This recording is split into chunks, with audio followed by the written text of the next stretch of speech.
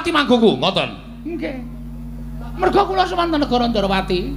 Mila kula ingkang dikula istakaken dawuh nika adhawuhipun anak Prabu Ndarawati mboten dawuhipun sinten. Pun sampean saniki gelem metu napa mboten? Ora usah netangi kamurkaning Baladewa. Aja netangi kamurkaning Nata Mandura Prabu Baladewa. Kula niku nek nesu ora gagas wong tuwa bocah apa sak pepadaning Baladewa. Nek pancen gawe murkaning Nata Mandura Prabu Baladewa, apa kelakon kuat nadai tangane Baladewa? Oh, pripun? Ngono Ger. Nun sewu sabar, ora iso sabar. Ora metu tak glandang.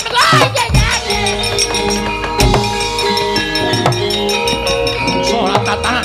Wong geram ora nyebut karo gerame. Prabu, sesemban kula, Koko Prabu pengayoman kula. Ngaturaken panuwun ingkang tanpa pepindhan. Dene semanten anggen paduka menggalihaken dhateng kawontenan negaring Ndarawati, mliginipun dhateng ingkang rayipun Kresna, Koko Prabu. Lho, wis dadi jamak lumrahe Kyai. Us bola bali pun Kakang nampa ribet Kyai Prabu Kresna, ora mangku asta wisuh lumuh ngentasi perkara. Mesti melu cawe-cawe babagan negara Mandura. Semono uga gandeng dina samengko Ndarawati mbok menapa nandhang ribet. Wis jamak lumrahing pun Kakang melu mbebantu anut kekuataning pun Kakang lawan jero Kyai Prabu Kresna. Mula kang saka kuwi ora sotan dadak ana rasa tida-tida aja walang ati penggaling Kyai Prabu Kresna. Tumune paring pangandikan.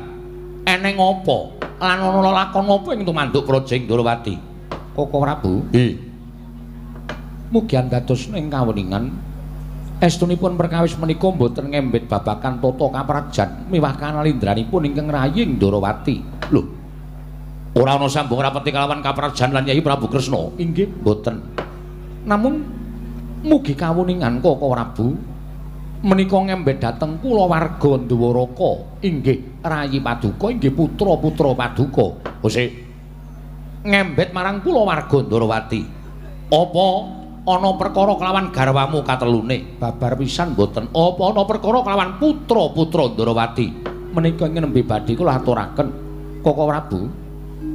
Sampun wonten tigang Candretang lengganingga dinten sakmangke menika. Anak kula ing Paranggaruda pun Samba inggih pun Wisnubrata inggih Kusuma Kilatmaka nilar Projeng Ndarawati nilar kasatriyaning Paranggaruda. Mongko sareng kula tanjaken wonten ing kasatriyan mboten wonten baban ingkang mangandha ingkang sumendhe banon kang tinumpuk lulunan ingkang puntes. Bebasan musna tanpa lari calipun anak kula pun Samba ngantos bingung bilulungan manahipun ingkang raying Ndarawati. Sampun boten kirang-kirang anggen kula utusan para prajurit telik sandi supados angupaya wonten pundi papanipun anak kula Samba. Parandene cabar gagar wigar tanantuk karya. Koko Prabu, dangu sangsaning dangu pepes bayu kang tapis manahipun ingkang raying Ndarawati. Krana paduka mangertos bilih Samba menika putra ing Ndarawati ing boten nate nilar saking kasatriyan, tuwin boten nate medal saking praja ing Ndarawati. Dinten sakmangke ngantos kisah saking praja ing Ndarawati ngantos ngancik tigang candra kuwatos sing manah kula. Menawi wonten menapa-menapa ing tumanduk dhateng anak kula pun Samba, Koko Prabu, menika ngandadosaken melang-melang raos sing manahipun ingkang raying Ndarawati. Pindhanipun ninggal jejabang wonten tepining Balumbang, Koko Prabu ing Mandura, jagat wasisaning Bathara wayah tur jagat. Wila dalah. Wis ana 3 sasi iki Samba lunga saka kasatriyan. Kasinggihan mekaten. Lho kok sik apa sira Yayi ora takon lawan kanca kancane Samba sakbarakane ingkang pendak dina kumpul kelawan Majamu Kusuma Kilatmaka? Koko Prabu, sampun boten kirang-kirang anggen kula ngupaya dhateng pun Samba Wisnubrata malah boten namung menika. Sampun wangsul kula ngrawuhaken para Brahmana winasih Sewa Sugata Pandhita Resi supados angulari wonten pundi dunungipun Samba. Parandri sedaya ingkang katindakaken gagar wigar tenantuk karya Koko Prabu. Walah dalah jagat dewa Bathara. Kresna, kula wonten pangendika ing adhawuh ingkang mestine putra ingkang wis sak umuran Samba kuwi sejatine aja nganti mbok ugung mapan ana ing kedaton. Lah iki lungane Samba iki aja mbok kluputake lawan Atmajamu, nanging sira Yayi saka pitunganing pun Kakang ya nandhang luput. liripun kados pundi Koko Prabu paring dawuh mekaten. Ngarep aku wis matur. Anak sak umuran Samba kuwi aja nduk ugong mapan ana ing kedaton. Kudu mbok srawungake marang kiwa tengene, mbok srawungake marang kawulane, mbok srawungake marang ya kuwi Nalendra tetangga sak kiwa tengene negara ing Ndrawati supaya wanuh marang pasrawungan, supaya tepung marang kanca kancane. Yen Samba ingkang umure wis ndungkap dewasa, tansah mbok pangku ana negara ing Ndrawati. Iki mengko bocah mesti ora bakal ngerti marang kahanan jaba. Mula yen nganti bocah iki mengko lunga saka kedaton negara ing Ndrawati, mestine bakal akeh sambikalane. Lah iki Yayi. Mula gula wentah anak kuwi aja banget-banget nggonmu ngugung, aja banget nggonmu nresnani, lan aja banget-banget nggonmu ngrengkuh sarta nuruti apa kang dadi kekarepane si anak. Mergo anak ingkang tansah diugung dening wong tuane mau ora bakal tumangkar budine, ora bakal tumangkar pikirane. Satemah mung tansah sumendhe marang panguwasaning wong tuwa, sumendhe marang derajating wong tuwa, ora gelem budidaya sarta ora gelem darbe sarana nggone kepengin muktekake diri pribadine dhewe. Inggih, Koko Prabu, kula ngakeni bilih menika kalepatan kula. Anggen kula tansah tresnani dhateng Samba menika kalangkung tresna kula dhateng putra-putra Ndrawati sanesipun. Namung sakmangke menika dados kaca benggala ingkang langkung prayogi dinten sakmangke mboten jenak manah kula tuwin mboten kepenak dene Samba dereng kepareng ketingal wangsul wonten ing Projing Ndrawati. Koko Prabu kuwatos rasing manahipun ingkang raying Dwaraka. Lah iya ora jeneng mokal. Wis mesti yen to wong tuwa duwe rasa kuwatir yen to anake lunga. Nanging Kresna, muga-muga wae. Muga-muga wae. Lungane Samba iki mau dadi pamecut tumrap si Samba dhewe. Nggone kepengin weruh lawan kahanan jaba, nggone kepengin weruh marang donya jaba ingkang luweh sarta ingkang beda kelawan mapan ana ing telenging Praja Ndrawati. Kasinggihan mekaten Koko Prabu. Lan kula suwun sakmangke rawuh paduka Kanjeng Koko Prabu anyembuh kekiyatanipun ingkang raying Ndrawati. Sageta sakmangke damel gumrik gaing raosipun ingkang raying Ndrawati anggen kula badhe tata-tata angupaya wonten pundi dunungipun inggih menika pun Samba Wisnu Brata. Koko Prabu ndak sengkuyung Kresna. Yen perlu pun Kakang ora bakal kondur marang Projing Pandura. Pun Kakang bakal ngenteni sak baline anakku Samba. Yen to nganti Samba ora bali marang Projing Ndrawati sarta ana kabar sing ora ngepengake babakan Samba, ora sandadak Yai Kresna ingkang jemangkahake asta ngrembyahake suku. Pun Kakang yang bakal tanggung jawab perkara iki. Matur sanget panuwun ingkang tanpa pepindhan Koko Prabu. Sidhem jroning pasewakan Wadyagong tanpa sabawa.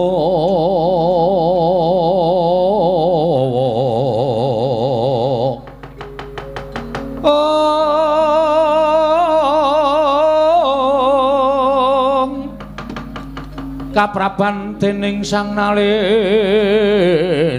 Tama mangu-mangu-mangonengi lirwu sing duka cipta berbuti mandana raras ing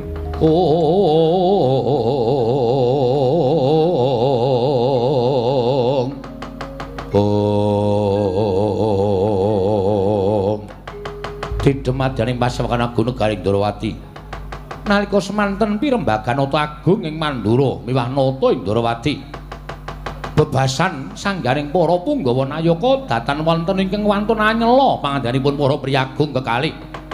Marandene sakmangke kendel sawetawis nglenggahi kanyut minangka wardu kanyut ujara ganten wardu jarawa keca. Minangka durung abang durung manding dasaring pertolo kasaru geger jaba piyak ngarsa tangkeping muri kok sebal bonamu apa to kang dadi darunane ora ana macan kurangke gajah medha kawandilan kejawi namung sowanipun rawuhipun pandhita ing Sukalima utusan saking negari Ngastina ingkang mantun mancat pancane timinggah Datulaya akarya cingak kang samya mulat pangrombaing para kawula kanca pihak ana daya minggir dalu-dalan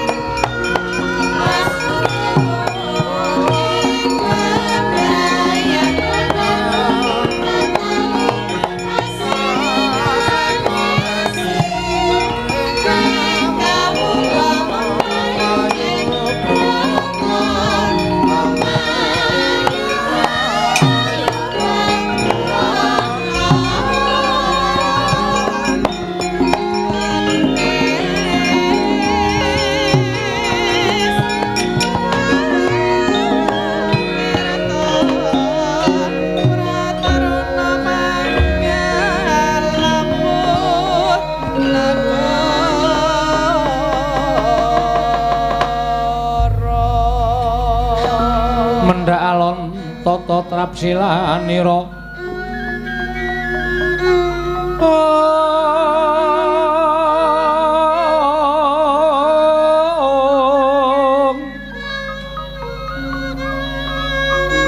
ngaco makan astanira kalih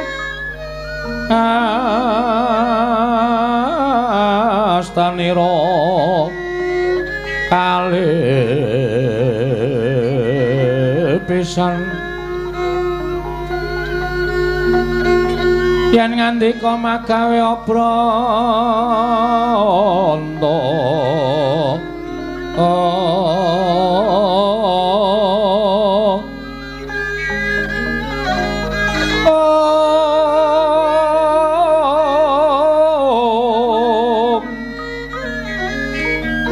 yen ngandika magawe obranta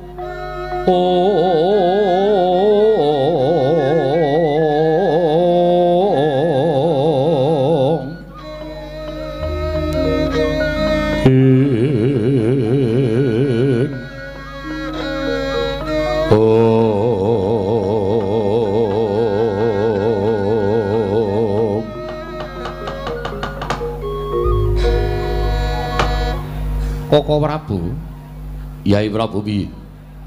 Dereng ngantos paripurna anggen kula nampi sabda pangandika paduka.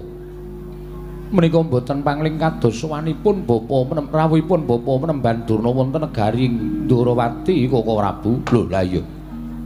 Nganti kaget penggaling pun Kakang lha kok bapa Durna rawuh ana ing Projing Ndorowati. Kresna, kula wonten paring ngadhawuh timbalana apa wigatine? Paman Durna rawuh ana Projing Ndorowati yen pancen duwe sedya ingkang apik lan becik Yai Prabu kudu nglungguhi Bawa Leksana nanging to bakal mbebudhek banyu bening kanan negara ing Ndorowati. Nadyan saben dina aku campur karo paman Penemban Durna. Yen pancen mung bakal gawe kisruh sarta gawe rusak kanan negara ing Ndorowati, ora usah melu-melu. Aku sing bakal ngundurke paman Penemban Durna. Koko Prabu lenggalang ngumprayogi. Yo, Yai Prabu. Bapa Penemban sarawuh paduka bapa ing Sukalima ingkang putra ing Ndorowati ngaturaken pasegan panakrami kunjuk sandhap padha paduka bapa Penemban Durna ing Sukalima.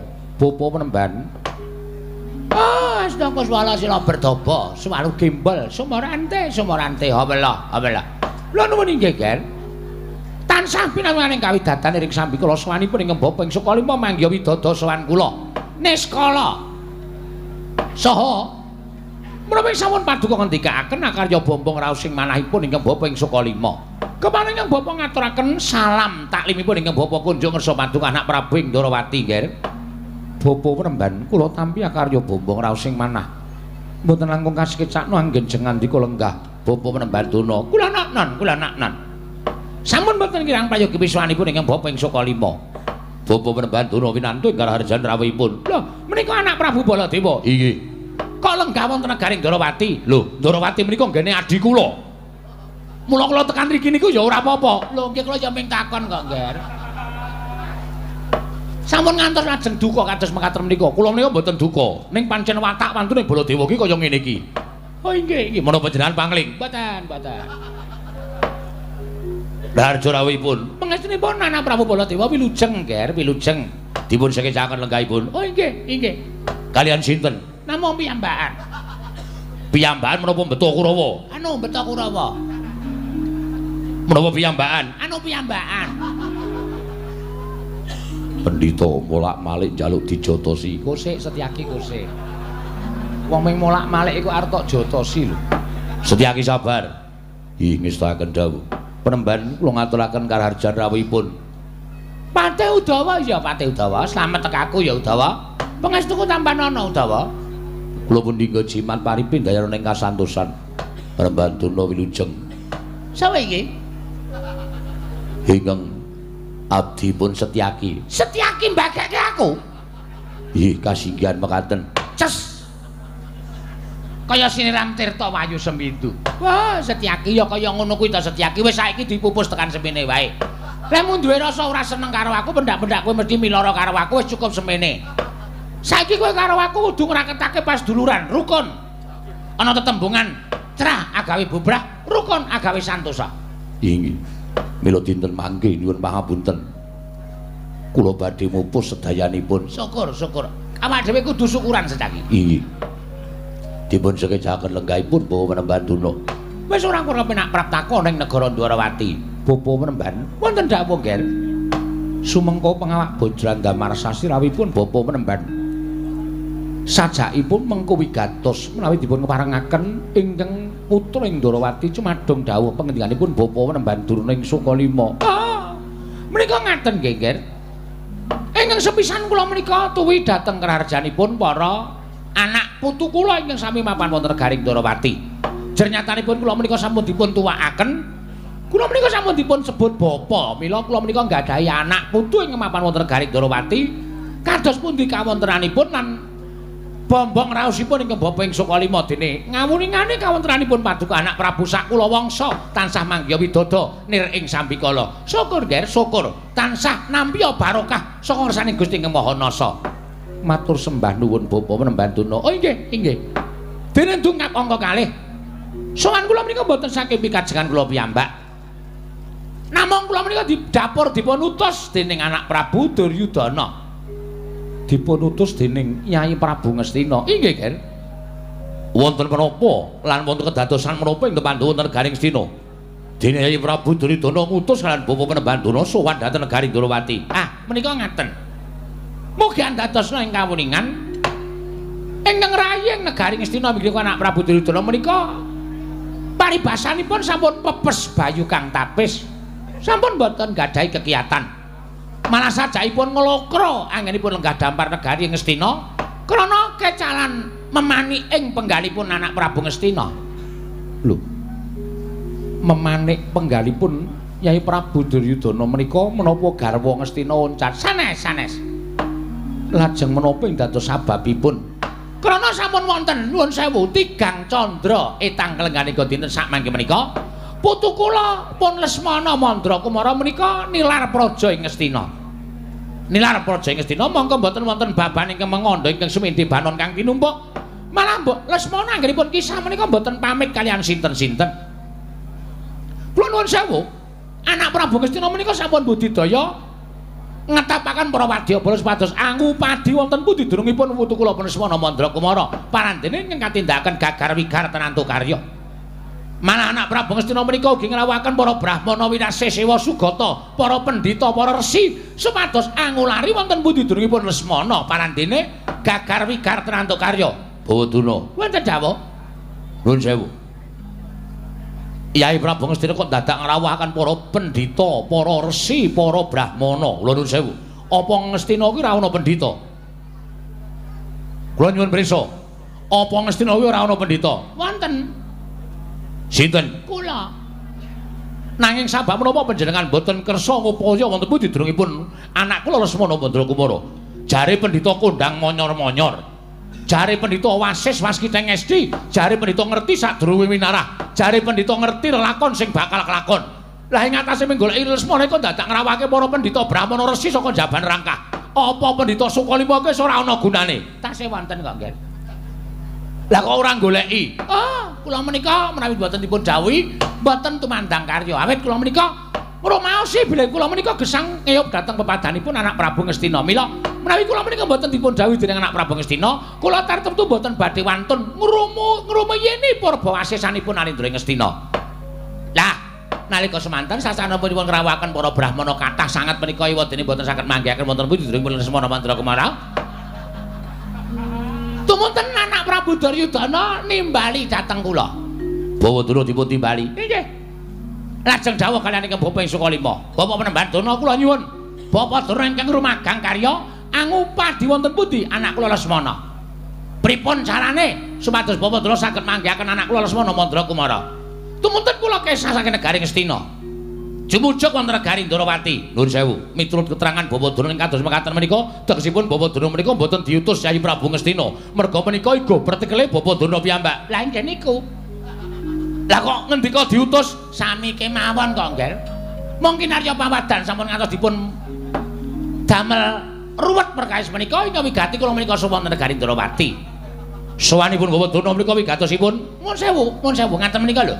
Anak Prabu Kresna menika kondang kawenang-wenang titis Sang Hyang Bathara Wisnu. Wisnu menika mboten kok uwis leanu menika mboten namung. Wisnu menika Jawata saking Suralaya ingkang manjalma wonten angganipun anak Prabu Kresna. Mangka titah wonten ing sak jagat Rat Pramudita. Menika mboten wonten ingkang wonten mawi jejuluk Sri Bathara. Menika mboten wonten. Namung kalih menika setunggal sampun boten wonten, sampun murut wonten ing Kasedan Jati inggih menika Sang Prabu Sri Bathara Rama Wijaya. Sang Marteng jagat ingkang saged ngratoni Triloka.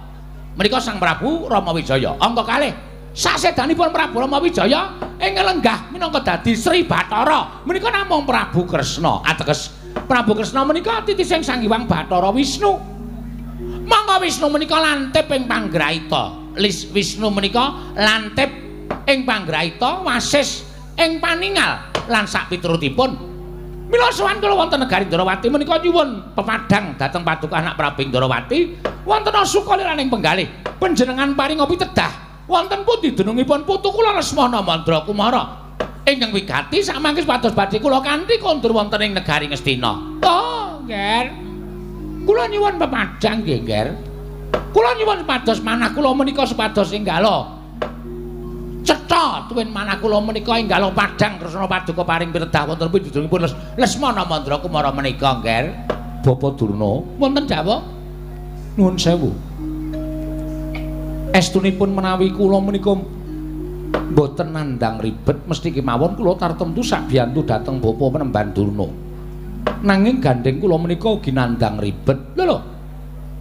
Wonten menapa, Ger? Kula menika ugi nandang susah karena kecalan atmaja kula. Lho. Putra ingkang pundi mergi garwa panjenengan menika 3. Rukmini, Setyabama, Jembatan Merah, Jembawati. Kula aturi paring dawuh. Inggih menika atmaja kula pun Samba Wisnu Brata. Lho. Wayah kula Samba Wisnu Brata keneng gene, kan? Pendhita kok basane keneng gene. Kula nuwun sewu, sampun nilar kasatriyan. Dangunipun tigang candra. Lho, kok sami? Inggih. Malah sak mangke kula sampun budidaya ngupaya ugi mboten saged pinanggih. Kula nuwun sewu. Panjenengan menika nggadahi pusaka ingkang disebut Kaca Paesan. Wonten kekuwataning Kaca Paesan menika saged mangertos dhateng lelampahan ingkang badhe kelampah. Tuwin lelampahan ingkang sampun kelampah ingkang panjenengan boten prisa. Kaca Paesan menika saged nedahaken. Mbok inggih paduka menika nuwi dhateng kekiyatanipun Kaca Paesan. Mangke Sakurbake saged nedahaken wonten pundi durungipun putu kula Samba Wisnu Brata kaliyan putu kula Lesmana Mandra Kumara. Bapa Penemban, Kaca Paesan menika kula nuwun sewu namung wujuding pusaka boten saged ngrumuyini dhateng purbaning Wang Mahanasa. Menawi dewa tuwin Gusti dereng ngeparengaken kula pinanggih kaliyan anak kula, Kaca Paesan menika peteng dedet lelimengan. Lho, kaca kok nganti peteng dedet lelimengan. Oglangan apa nggih, Yen? Mboten perkara menika nanging tegesipun dereng saged pinanggih wonten pundi dunungipun lan dereng wancinipun kula saged pinanggih kaliyan anak kula pun Samba. Mila sakmangke ngaten kemawon. Gandeng kula mboten saged ngaturaken wonten pundi lenggahipun putra Ngastina Raden Lesmana Mandra Kumara. Bapa Durna kula aturi kula nuwun sewu. Pados priyantun sanes, pados nalindra sanesipun ingkang saged nedahaken wonten pundi dunungipun Lesmana Mandra Kumara. Oh, mboten saged. Mergi kula menika namung percaya kaliyan paduka anak Prabu Ndarawati. Menawi nalindra sanesipun menika kula mboten patosa pitados nadyan kondhang kawenang-wenang. Nadyan kondhang kajana priya. Bilih nalindra menika kala wau digdaya. Nanging kula nuwun sewu, manah kula menika namung pitados kaliyan panjenengan. Mila kula nuwun sewu, Ger, kula nyuwun tulung kemawon. Panjenengan kula aturi mriksani Kaca Paesan. Mangke lajeng Lesmana kula aturi mendhakan wonten pundi? Kula ingkang badhe muruki dhateng wayah kula Lesmana Mandra Kumara. Nuwun sewu Bapa Penemban, nadyan wungsal wangsul kula taliti wujuding Kaca Paesan nanging boten saged nedahaken. Mbok sepisan malih to, Ger. Sepisan malih dipun prisani. Kula nuwun sewu lho. Menawa panjenengan menika badhe koncatan Wisnu panjenengan. Menawa panjenengan menika badhe koncatan kawaskitan panjenengan. Donya menika sampun kebrebeken dhateng umandangipun Nalindra ing Ndarawati, dhateng kondhangipun Nata Kresna. Ingkang pranyata titis Wisnu. Nanging nyatanipun kula nuwun sewu, Dinten menika kula nyuwun pambyantunipun anak Prabu Ndarawati kok panjenengan boten saged mbiyantu dhateng Kang Bapa ing Sukalima. Lha nuwun sewu lho, Ger. Menapa panjenengan boten rumaos kecalan menawi sak mangke para kawula, para punggawa nayaka ing semanten kathahipun sami andher wonten negari Ndarawati menika sami mestani panjenengan menika namung nuwun sewu apos-apos kemawon anggenipun sampun nggadahi inggih menika anyalira Sang Hyang Bathara Wisnu. Menapa panjenengan boten kuwatir nek kawula Ndarawati sing sami nderek seba menika sami klesak-klesik jebul Kresna kuwi ora titis Wisnu. Jebul Kresna kuwi titis Wisnu mung ngapusi. Ketitik disuwuni priksa ana ngendi dunung Lesmana Mandrakumara kok ora iso paring pangandikan. Nek ngono nggone titis Wisnu kuwi mung ngapus-apus. Nek ngono mung dienggo nyengkake kuncalaning asmaning Nata Ndarawati ning jane nggone titis Wisnu kuwi ora ana nyatane babar blas. Menapa panjenengan boten ajrih? Kula nuwun sewu lho, Nger. Sak dawa-dawaning lurung menika isih dawa gurung.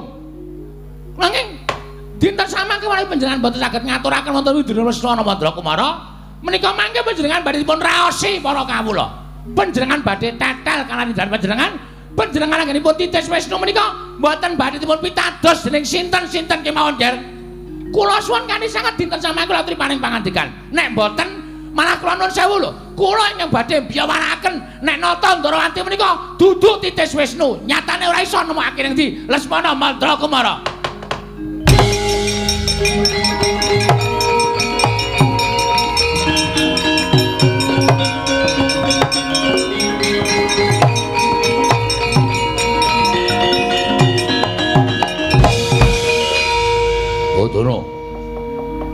Bapa Durna. Wonten dawuh. Bapa Durna. Wonten dawuh. Sampeyan wau ngendika pripun?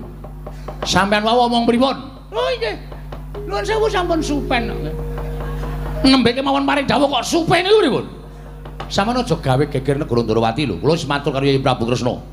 Sampeyan wau mbok menawa mireng ucape Baladewa. Yen pancen Begawan Durna iki mbok gawe becik negara Ndarawati, Yai Prabu kula aturi nglenggahi Bawa Laksana. Ning nek Durna iki ku men gakal gawe geger negara Ndarawati, kula wis kebacut sagung ngundurke sampeyan. Mula sampeyan ora usah gawe rame teng negara Ndarawati. Sampeyan ora usah gawe geger negara Ndarawati. Sampeyan saniki mang golek pendhita ratu satriya sing pinter liyane. Takoni teng mriki Lesmana. Nggih. Nggih pripun? Namung kula pitados anak Prabu Ndarawati kok. Ning nyatane Yai Prabu Kresna mboten saged ngaturaken merga penggali Yai Prabu iki nedeng ribet. Anake lunga saka negara Ndarawati 3 sasi suwene. Lho, Lesmana nggih 3 sasi. Dadi wong loro niku wis 6 sasi. Mung kantun nenggo 3 sasi 10 dina. Ngaten lho. Sampeyan aja guyon. Kula ora seneng dijak guyon. Sampeyan aja gojek. Baladewa ora iso dijak gojek kok pajake wong pura. Setyaki, wonten dawuh. Anu nggih, mangkiriyen. Mangkiriyen sabar. Sampun ngantos panjenengan lajeng ngembet dhateng asma sanesipun. Menika mbebayani nggih, Pun saniki sampeyan manglunga. Sampeyan manglunga. Kula mboten badhe kesah menawi dereng nampi pekerjaanipun anak Prabu Ndarawati. Nek ngono sampeyan mangkal. Nek ngoten sampeyan mangkal karo Nata Mantra Prabu Baladewa. Apa kira-kira Durna iki wani karo Baladewa? Kula nuwun sewu, blas mboten wantun. Nek perkara siji niki kula nuwun sewu, kula nenggo panjenenganipun anak Prabu Ndarawati. Tur ingkang dados Narendra wonten negaring Ndarawati menika anak Prabu Sri Bathara Kresna sing dadi ratu menika sanes panjenengan. Kula nuwun sewu lho, Nger. Kasaranipun nadyan pangendika panjenengan menika sak kranjang koplak. Menika mboten badhe kula agem. Nek sekli panjenenganipun anak Prabu Ndarawati, tertentu badhe kula estakaken. Pripun? Piye? Pripun? Mboten pripun. Pripun ngomong pripun sampeyan? Sakranjang kopla omane Baladewa ora mangguku ning Seklimangan dikane Yai Prabu Ndarawati mangguku, ngoten. Nggih. Merga kula semanten negara Ndarawati. Mila kula ingkang dikula istakaken dawuh nika dawuhipun anak Prabu Ndarawati mboten dawuhipun sinten-sinten. Pun sampeyan saniki gelem metu napa mboten? Ora usah netangi kamurkaning Baladewa. Aja netangi kamurkaning Nata Mantra Prabu Baladewa. Kula niku nek wis nesu ora gagas wong tuwa bocah apa sak pepadaning Baladewa. Nek pancen gawe murkaning Nata Mantra Prabu Baladewa, apa kelakon kuat nadahi tangane Baladewa? Oh, pripun? Ngono kan. Nun sewu sabar, ora iso sabar. Ora metu tak glandang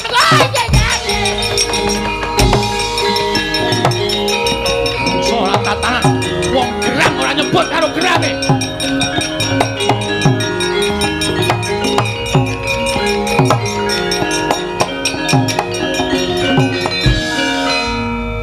Nuwun sewu Koko Prabu ki ya ngapa to?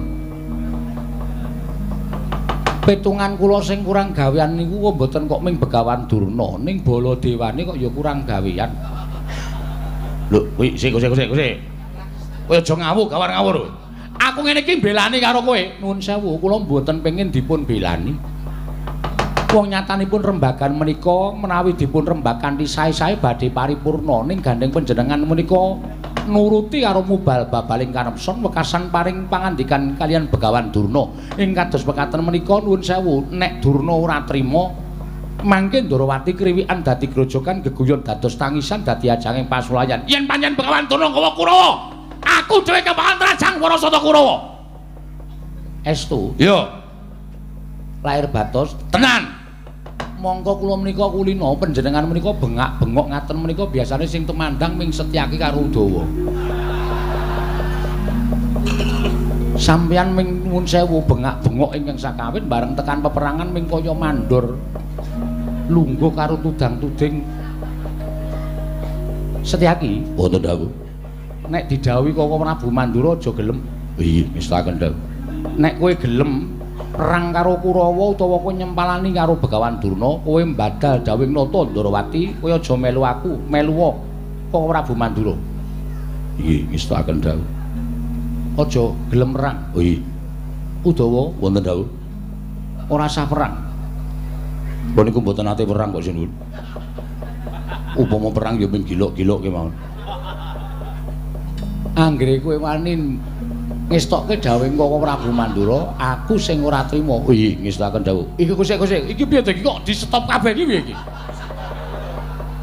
Setyaki ora entuk perang, Udawa ora entuk perang iki jur aku kon perang dhewe napa piye? Lah wong ingkang gawe perkawis panjenengan kok.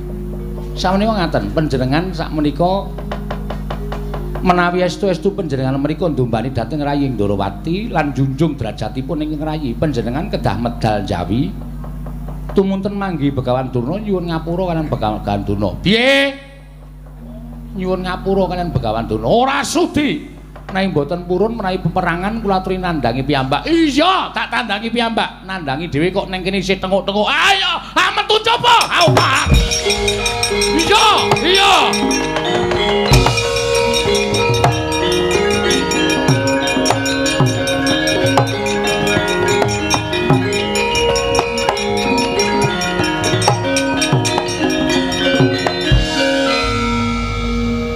Mesakaken dhateng Koko Prabu Mandura ora sah kok mesakake.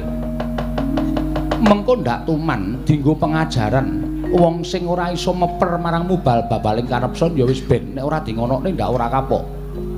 Menapa Nalindra kok mengsah dhateng prajurit alit-alit wis ben mengke wae. Ora samboke wangi janjine wangi awas kowe. Ih, ngestaken dawuh. Udawa rasane wangi. Ih, mboten sinuwun.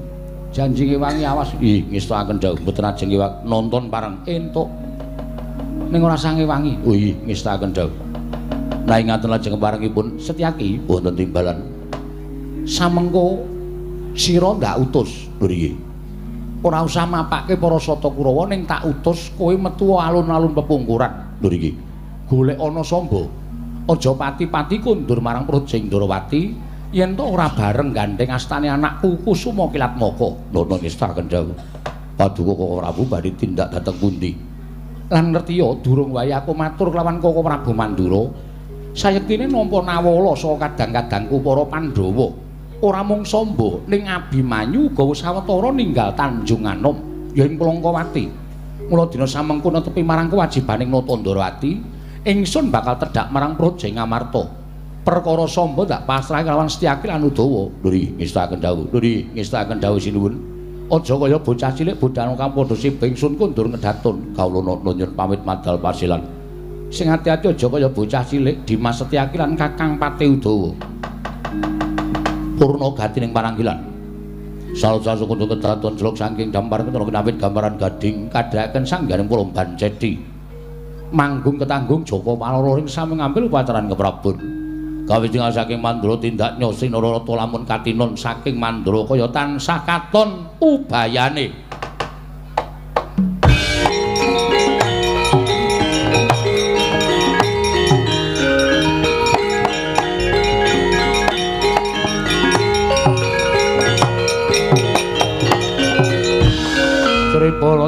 Parwati duwe nares swara Kresna kalangkung tresnanira marang Dyabanon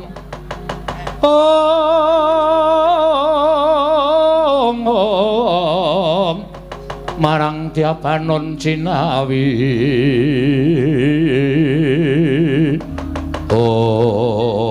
wah gugu karepe dhewe parusmaning jajalanan wah dalan niat apik durung karuwan tinampa apik dening Yayi Prabu Kresna malah didakwa aku ngegawe geger negara ing Durawati ye begawan terus aku rawane ora mundur nata mandura tanti ana legane atiku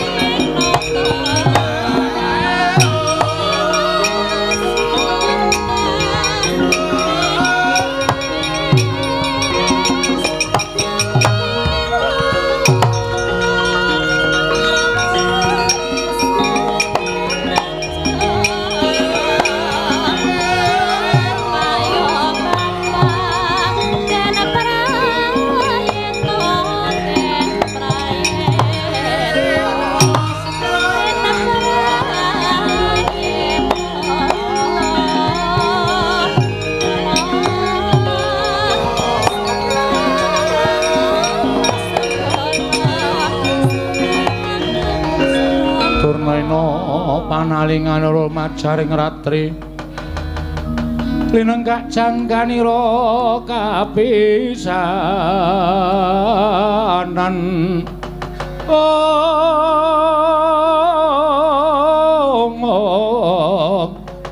aneng prang Bratayuda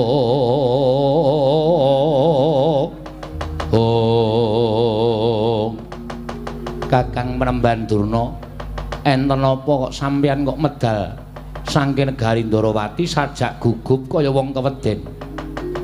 Nuwun sewu Kakang Mremban Durna enten apa? Lole kenthos walu gembol manyar-manyar. Duk neng dungkul wana dadi alas-alas dadi wana. Nuwun sewu, Dik. Panci kula ingkang lempaken para Sata Kurawa ingkang kapandikan Adipati Harya Sengkuni. Nggih. Gugup ati kula. Enten apa Kakang Mremban Durna? Ngen kula nyuwun priksa kan anak Prabu Ndarawati diwangsuli dening anak Prabu Baladewa ing negari Mandura. Sebabe kok nganti iso diwangsuli anak Prabu Mandura?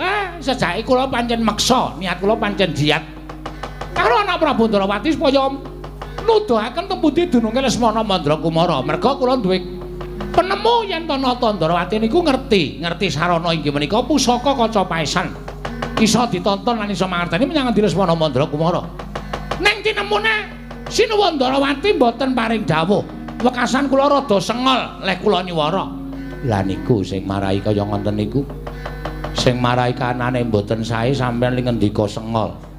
Dadi murkane anak Prabu Mandura. Nggih, kula ditundung saka kedaton negara ing Ndarawati. Terus sampeyan nglumpuke para Sata Kurawa. Mboten sawedi kangelan. Dina niki negara Ndarawati dibiyuki Batang Sayuta. Nek anak Prabu Ndarawati ora kersa nedahaken wonten pundi dunungipun Lesmana Mandrakumara putu kula, digawe dipeksa supaya dijiat supaya ngerti santo blakane menyang didurung Lesmana Mandrakumara. Oh nggih. Napa niki mengke anak-anak kula Kurawa kedah perang utawa nandhingi kridanipun tiang-tiang Ndarawati? Mestine ngoten. Nadyan sing nesu nika Prabu Baladewa, ning biasane sing maju setyake kalih Udawa, kalih prajurit-prajurit Ndarawati. Disingkirke. Mengko nek sing maju kira-kira dudu Sencai kalih dudu Udawa. Sing maju mbanda kalani kula dhewe sing ajeng nabakake. Oh nggih, ngestaken dawuh. Kartomarma wonten timbalan, Surtayu wonten timbalan. Gepuk perang negara ing Ndarawati. Yen nata Ndarawati ora gelem blakake menyang endi lenggahing putuku Lesmana Mandrakumara, nyuwun pamit tambeng westu. Sing ati-ati aja kaya bocah cilik nggih.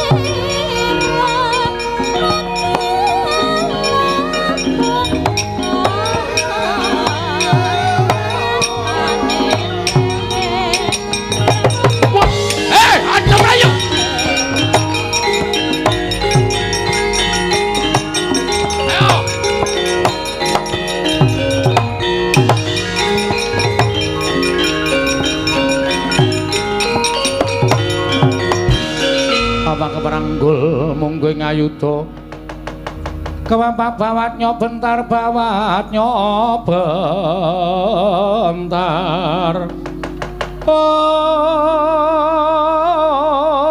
ngomong kebapak nyomunggo ngaloka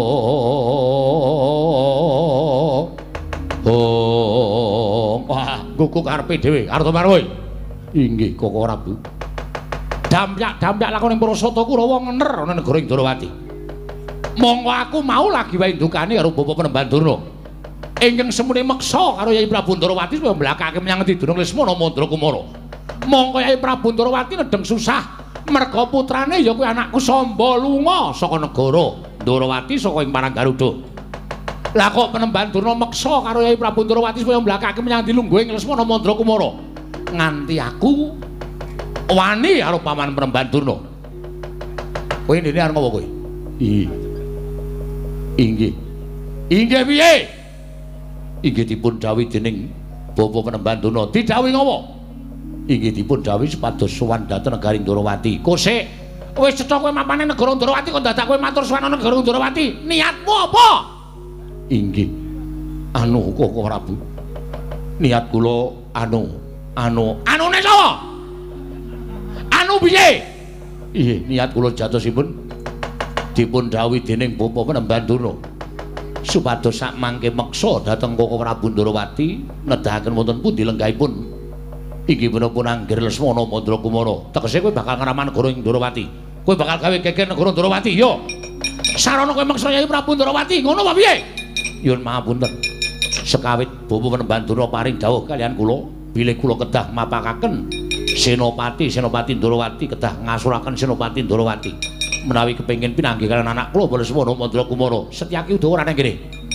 sing duwe kewajiban nguturake Kurawa Baladewa ayo kowe saiki tanding karo aku dicoba sasuwene urip ana negara Ngastina bareng Puswita marang Yai Prabu Duryudana aku durung tau tate mungsuh Parasata Kurawa dijajal nang kene ayo Gage kowe apa aku sing tekaning pati waduh mboten gadah niat pantun kalian Paduka Kanjeng Koko Prabu piye mboten gadah niat pantun kalian panjenengan Paduka Kanjeng Koko Prabu nek ora wani bali nanging menawi wangsul kula dipun dukani Bapak Penemban Durna abot endi Durna karo Baladewa nyuwun pangapunten nyuwun pangapura piye abot endi wangsulan awrat Penemban Durna tegese wani karo Baladewa kowe ayo rubutan legane aku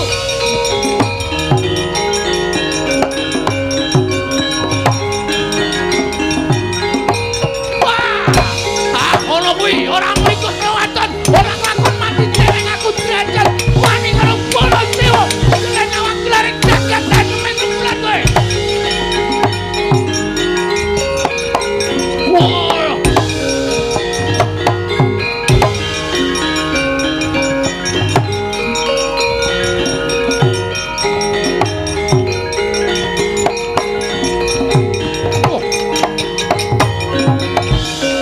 ayo Gage ngene iki rak ringkes ora usah dadak dolanan tumbak gundule atos ayo kowe apa aku sing tekaning pati Koko Prabu estunipun kowe ora minggat kumacang kowe kula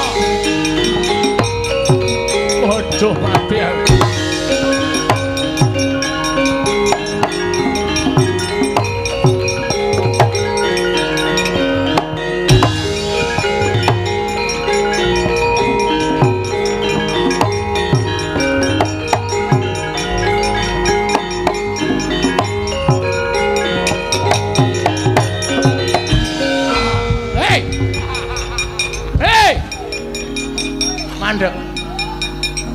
mandek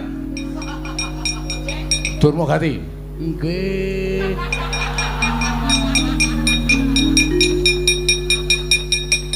Koko Prabu yo aku kadangmu tuwa Mandura wah dapusi aku dalane sing maju sing Caki Udawa jebul iki Koko Prabu Baladewa ngopo kowe mboten napa-napa ajeng balik lho balik piye ngerti panjenengan ingkang majeng ana pabalatan mbok modal nek kula wani nek ora wani bali siap bali aja wani karo Baladewa oke nek perlu kowe saiki aku tak takon karo kowe nggih kowe karo Baladewa ki nganggep apa Kadang Wledha. Kakang kula, Kang Mas Prabu Baladewa. Bagus. Saiki aku tak takon karo kowe. Kowe iki Kadang Nalindra, Nggih. kowe Kadang Yayi Prabu Duryudana. Leles Kowe pernah ya apa? adine Tegese pangkatmu Pengilan Pati. Pangeran Pati iki pangkat sing dhuwur ning kraton. Nggih. Saiki aku tak takon karo kowe. Jujur. Lesmana Mandra Kumara lunga. Kok Begawan Durna dadak takon ning negara Ndrawati ki rak wong golek-golek kok. Bener. Kula jane pun ngelikke ampun cuman pleco teng negara Ndrawati ning ngeyel dolnane ngeyel. Dolnane ngeyel. Kurawa nganti tak jotos iki rak mergo pakartine sing sak isor ing dalamaan. Papan tentrem gawe geger, papan rukun gawe rame mergo saka pokal gawe ning Parasata Kurawa. Leles Nek kaya ngono iki sing bener sapa? panjenengan Koko Prabu Baladewa. Sing salah Kulawa. Kurawa gelem bali apa ora? Pulun. Kon bali kabeh. Siap. Durna sing kon bali. Nek ora gelem bali wajibe Diotosi. mangkat. Nun. Mangkato. Aduh, kula mau matur napa? Nek sengkune Durna ora gelem bali wajibe Diotosi. mangkat. Maksude Durna karo Sengkuni iki nek ora gelem bali Jatasana.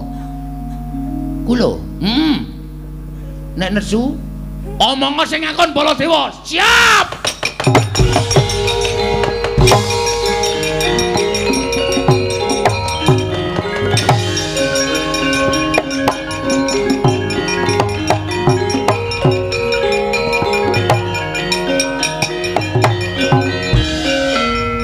man kan bali.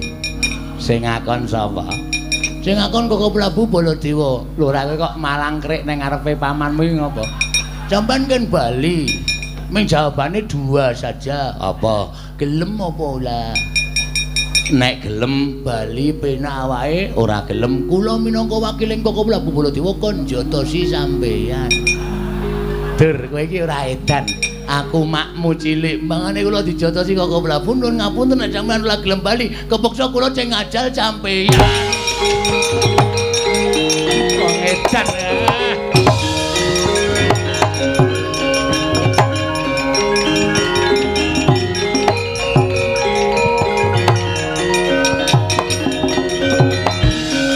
Bapak Dono kundul. Lho.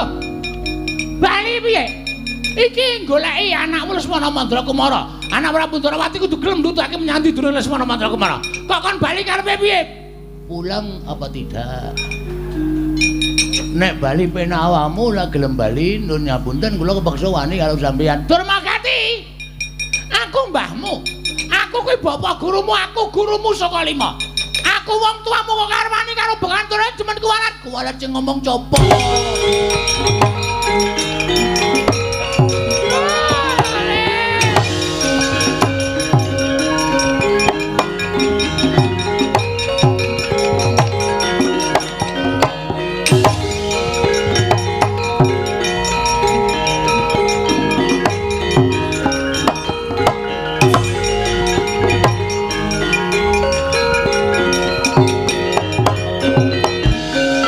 Lapor komandan.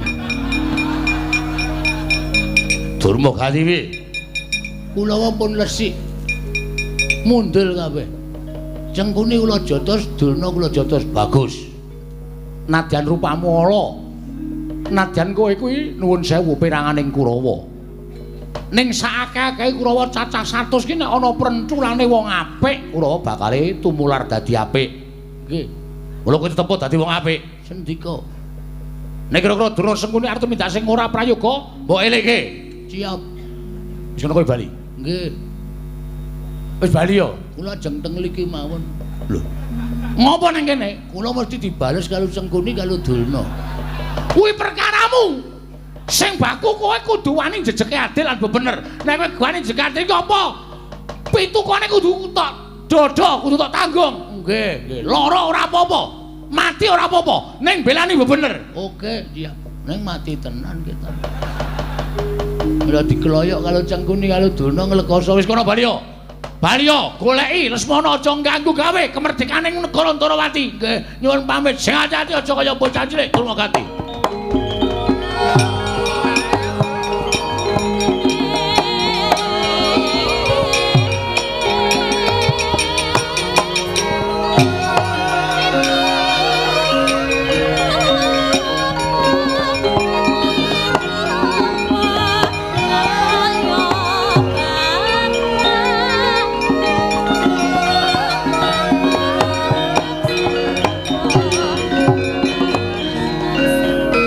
Baladewa Narpati tuwin ares swara Kresna kalangkung tresnanira marang Dyabanon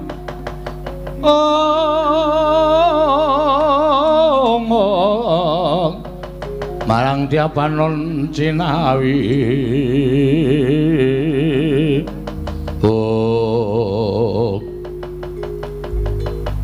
Ndarawati katingal suwung komplak monggo miturut ujaring para nayaka para Punggawa yen to Yayi Prabu Ndarawati ninggal praja Setyaki Udawa uga ninggal praja ya supaya aja nganti dana-dom sumuruping banyu wong kang kepengin gawe rusak praja Ndarawati tunggune nganti sak baline anakku Paranggaruda Samba ya Kusuma Kilatmaka.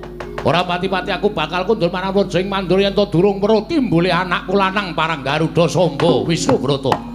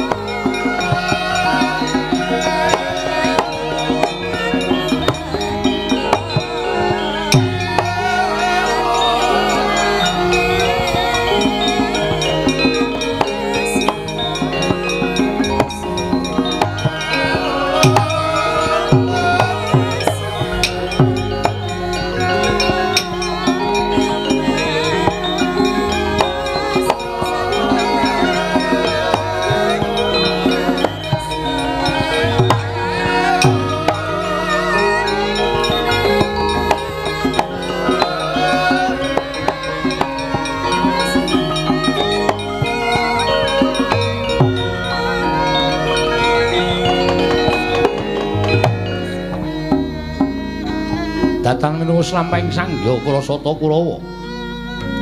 Nalika semanten ingkang ngupaya wonten pundi jenengipun Raden Lesmana Mandra Kumara. Gandha kecapen kemapan wonten ing wana Krendayana. Wonten ing wewengkon Dandang Mangore. Sinten ingkang wantun alampah tapa brata mesu budi maladining tanah sanes kejawi namung putra ing Astina Raden Lesmana Mandra Kumara ingkang lampah tapa brata saka Sekung Genya nglampahi tapa brata wekasan dadya maweh perbawa madyaning kayuwangan Dandang Mangore kathah sangganing para jim setan priprayangan ilu-ilu Banaspati wadya balaning Sang Pandya Bedari Durga ingkang sami anjele kepati anebi saking Dandang Mangore jerih kelawan gara-gara ingkang timbul saking dayaning Sang Lesmana Mandra Kumara. Mulat kawontenan sigra Sang Hyang Pandya Bedari Durga mrepeki ungganing Sang Lesmana minalampah tapa ya njugaraken putra Astina Raden Lesmana Mandra Kumara nggih Sang Pandya Bedari Durga wau.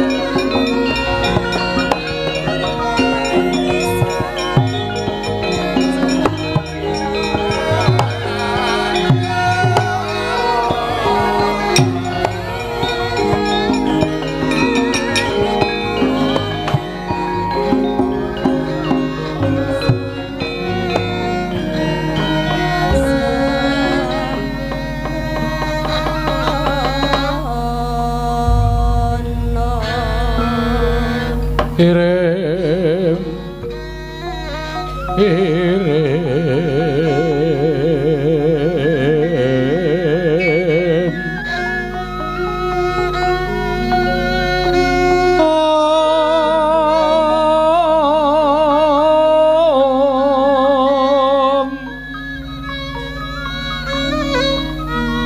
kembang popang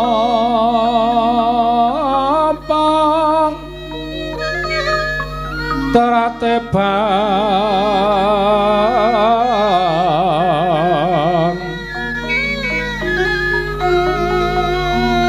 rayungan longma lengkung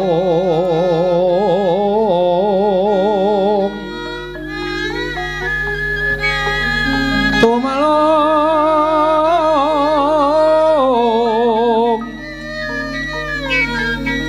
rumambat wetyan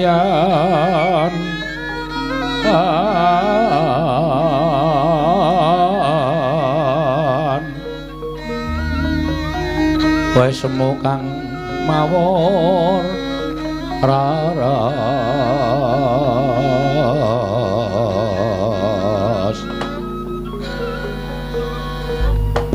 obat sudhe selikur dina iki ora pangling kaya putuku Lesmana Mandra Kumara ingkang nglakoni tapa ning telenging alas Krendayana Lesmana sing gedhe pangapuramu dene eyang ing dandang manguring jugarake nggonmu tapa ya nggir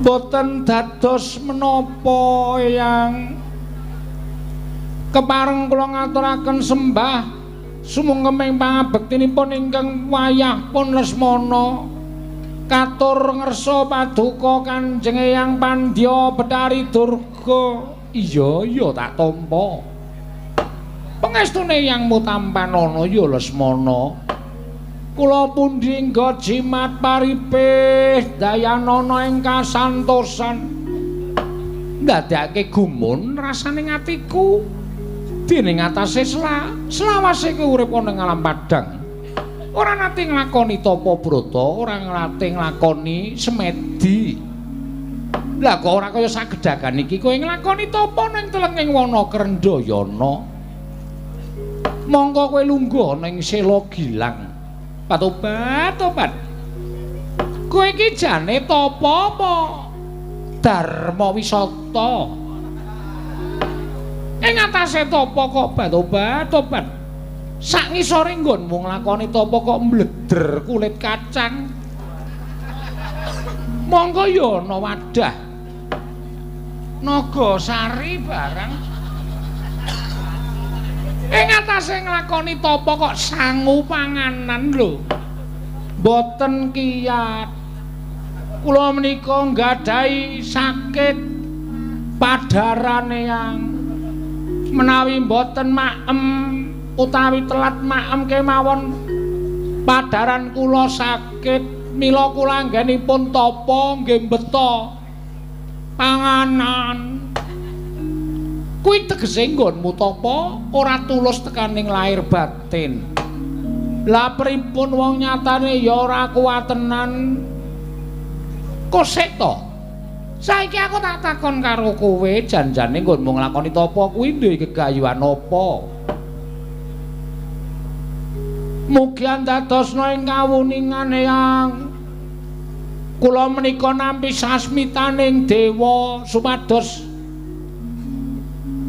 anggayuh wakyuning Jawata ingkang badhe tumedhak wonten ing jagat wahyuning dewa inggih jenenge apa Wahyu Cakra Dinengratan.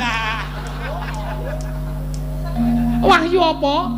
Anu napa niku jenenge Cakraningrat. Nah, Cakraningrat. Monggo menika wahyuning ratu.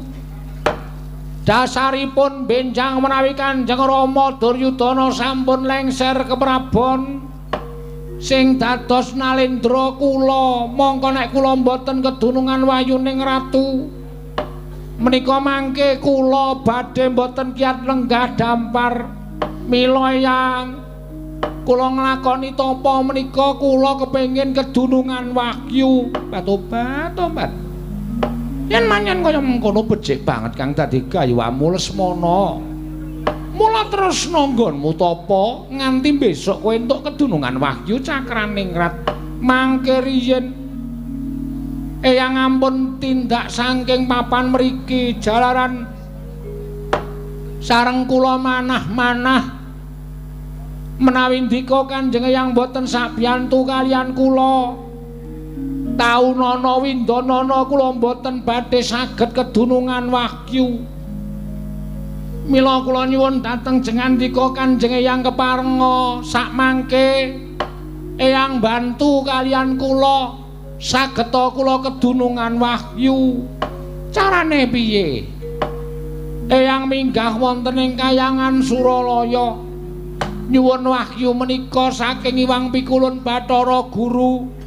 Mangke wayunipun panjenengan boyong tumuli kaparingaken dhateng kula ngaten kemawon kok Yang.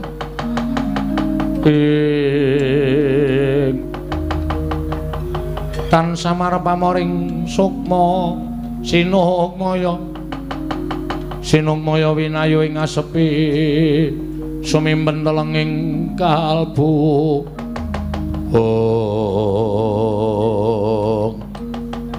Ora ana jamal mengatasi wayu kok dijaluk. Nanging gandeng apik mau sing dadi panyuwunmu Lesmana aku ingkang bakal ngudaneni. Nang apa kira-kira kowe sago ngijoli bebono ingkang bakal ndak ngendikake kelawan kowe? Napa Yang? Aku sago nggayuke wayu Cakraningrat bakal mbok tampa nang aku njaluk karo kowe. Kanjeng Eyang nyuwun menapa? Sesuk yen kowe tekaning pati, kowe ora bakal manjing ning kasuwargan. Nanging sukmamu dadi balane Eyangmu dandang mangure, ragamu dadi panganing baju barat kepiye? Lesmana nembe wahing gelem apa ora? Tobat. Nek kula mati kula mboten mlebet swarga, ora. Kula mboten tinampa sukmanipun, ora. Walah kepripun nggih? Ning gandeng wahyu menika wigatos tumraping kula. Nggih pun Yang mboten napa-napa nek pancen kaya ngoten dipun sekseni bumi geni banyu angin keblat papat segara gunung isine ngrina wengi dados seksi ucapipun Lesmana Mandra Kumara kula saguh benjang pecah dados balaning Eyang Pandya Betari Durga.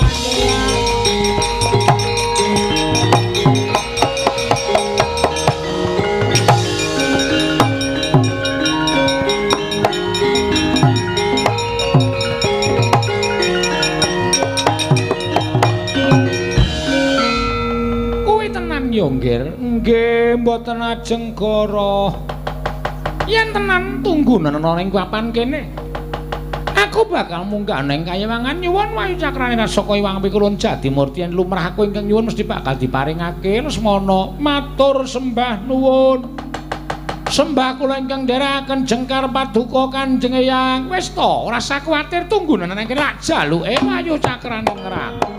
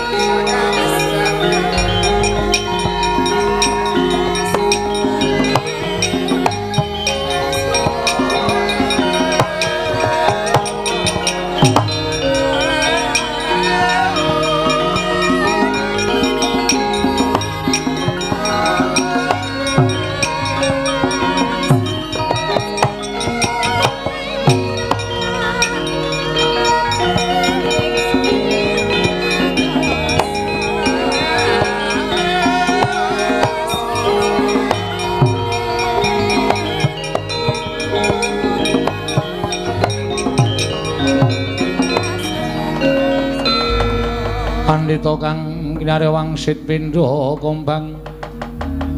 Pindha kombang ngajaping tawang.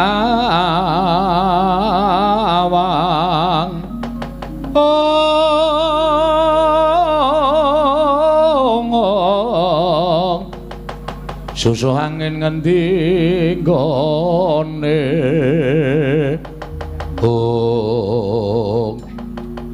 wonten pangendikaning Wang Pikulun Jatimurti yen to dina samengko aku pinatah manjalma dadi wujuding kanugrahan ing mapan ana ing angganing titah ingkang wis pinilih nampa kanugrahan saka para Jawata nganti ndak rewangi mudhun saka ing kayiwangan ingkang wigati netepi kalawan pangendikaning Sang Hyang Jagat Giri Pratingkah supaya ngupaya kalawan titah ingkang padha sekung Subrata maladining lakoni semedi supaya entuk wahyu cakraning rat ya to yen pancen kaya mengkono ora wegah nggonku bakal kekalangan ngupaya kasuwargan mapan ning wana Krendayana sapa titah utawa satriya ingkang pantes dadi swarganing wahyu cakraning rat muga-muga pener lan ora kleru nggonku mapanake kelawan kasuwarganku.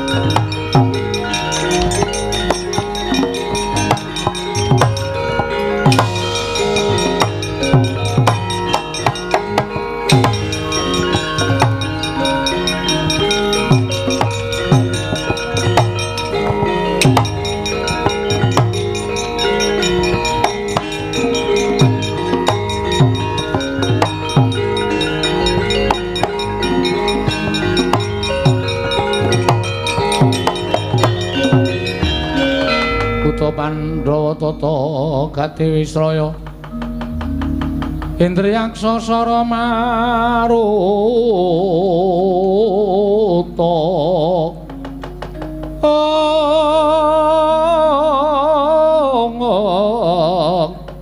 Sawirana lan warayang wisikan magulingan lima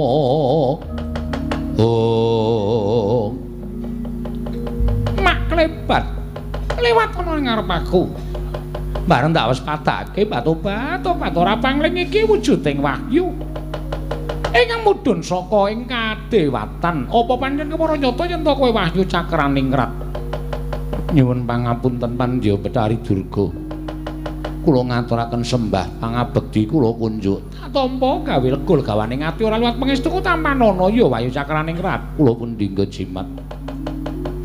Dayanana ing kasantosan. Wonten wigatos menapa dene paduka Pandya Betari nyegat dhateng lampahipun wahyu cakraning rat katobat-tobat kepasang yukya katuju ing nginu ora usah aku keroyo-royo prapteng ana ing negara utawa ing kadewatan Kayiwangan Suralaya matur ngesaning Sang Hyang Jagat Giri Pratingkah nanging nyatane ana ing kene aku wis ketemu kelawan kowe wahyu cakraning rat dina samengko ngerti ya yen to aku dadi utusaning putra Ngastinaya kuwi Lesmana Mandra Kumara ingkang nglakoni tapa ning Dandang Manguring. Ingkang kepengin banget kedunungan kelawan kowe wahyu cakraning rat mula ora usah dadak kowe ketayalan golek kasuwargan. Dina samengko ayo to manut kelawan aku kowe tak papanake ana ing ngangganing Rati Lesmana Mandra Kumara. Momong marang putra Ngastinaya wahyu cakraning rat. Kagat risang kapirango rinangkul kinempit kempit dosang reknaning bawana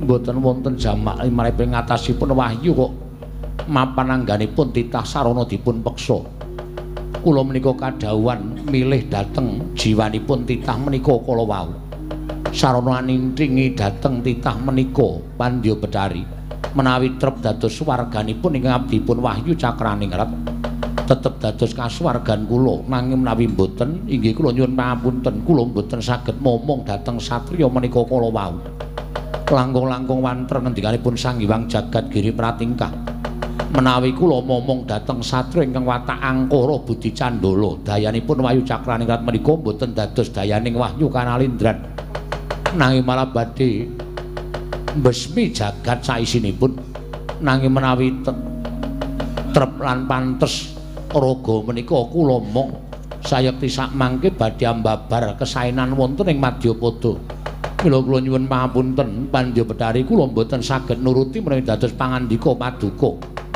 ingkang saking menika kula nyuwun pangapunten menawi kula kedah kisah saking ngajeng paduka Pandya Betari kula Batobat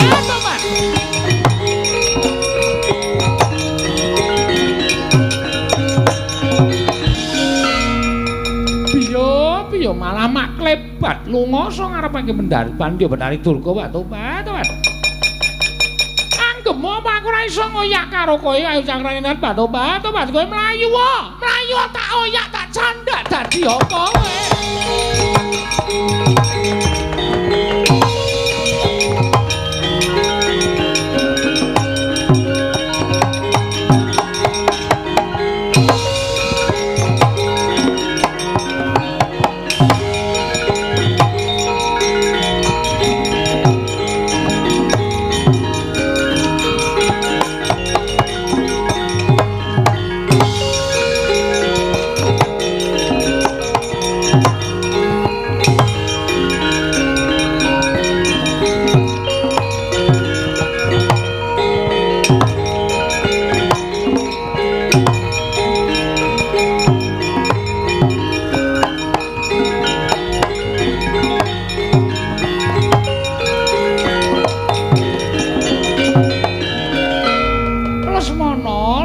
putuku nggir wong bagus.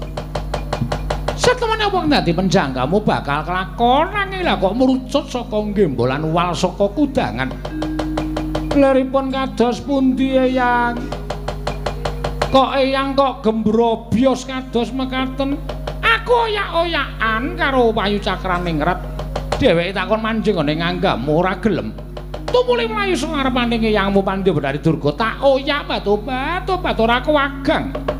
Jebul Wahyu Cakraningrat kuwi pinter nggone nglimpakake kelawan Eyangmu Pandya Betari Durga. Mula Kang Sanga kuwi ya Lesmana oyaken dhewe ya nggir. Kowe aja wedi tak jampangi lakumu oyaken dhewe supaya luwih tentrem nggonmu entuk Wahyu Cakraningrat Lesmana.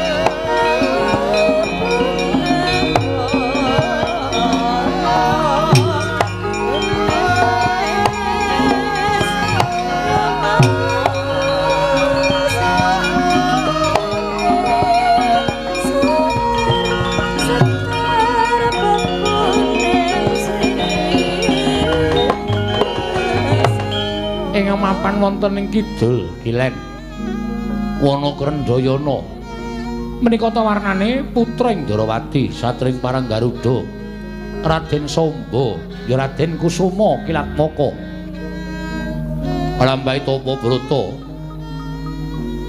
tan wonten ingkang ginaya kejawi amung tumurun ing wahyu cakraning erat nilar kadonyan nilar kasatriyan ami lalu nglampahi semedi madaning wana Krendayana kocap datanantara dangu katingal ingkang tumiyup saking dirgantara nggih wujuding wahyu cakrane rat mulat putra Ndarawati ngedeng tapa sigra den perpegi dening wahyu cakrane rat nenggih putra Ndarawati Raden Samba Raden Kusuma Kilatmaka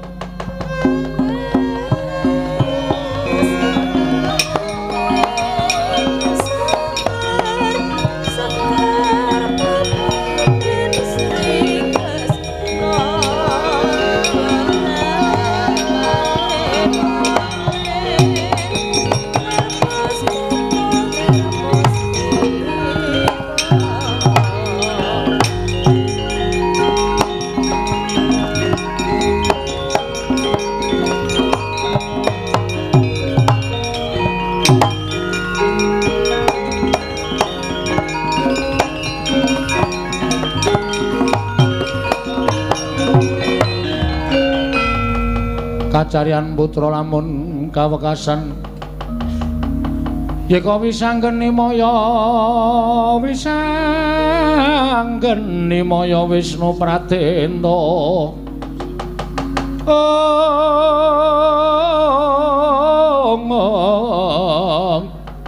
wisanggeni maya Wisnu Pratenta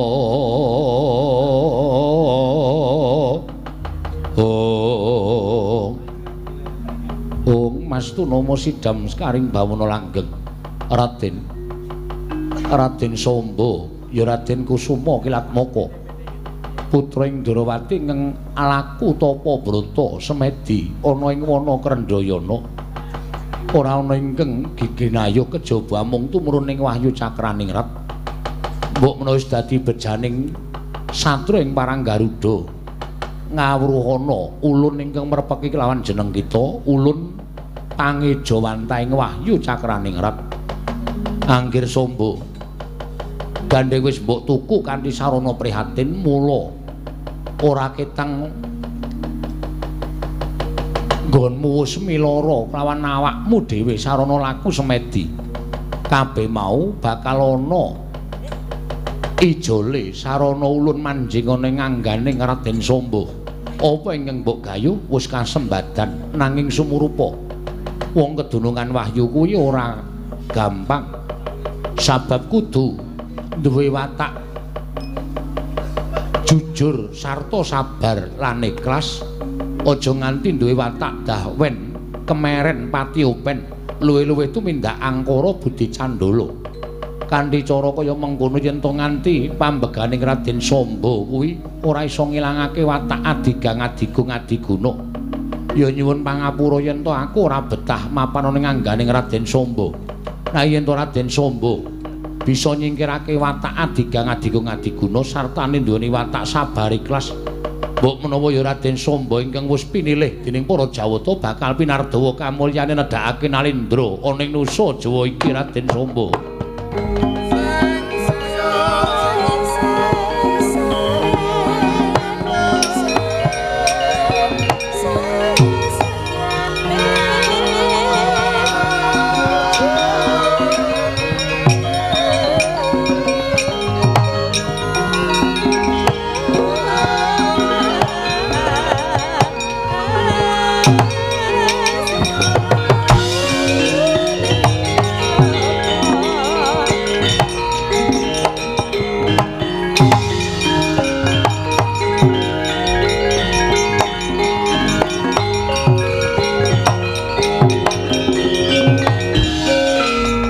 Katri gumulung mangrempak ing wadya Kurdha-kura rek kiri-kiri ro nanggono magawe gelar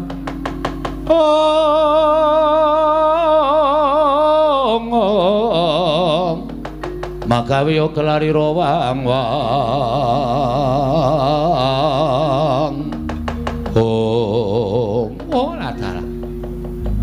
nadyan nglakoni tapa nanging capet-capet aku krungu ngendikaning priyayi ingkang paring dawuh kelawan aku yen to sejatine ngemrepake kelawan aku wujuding wahyu cakraning rat.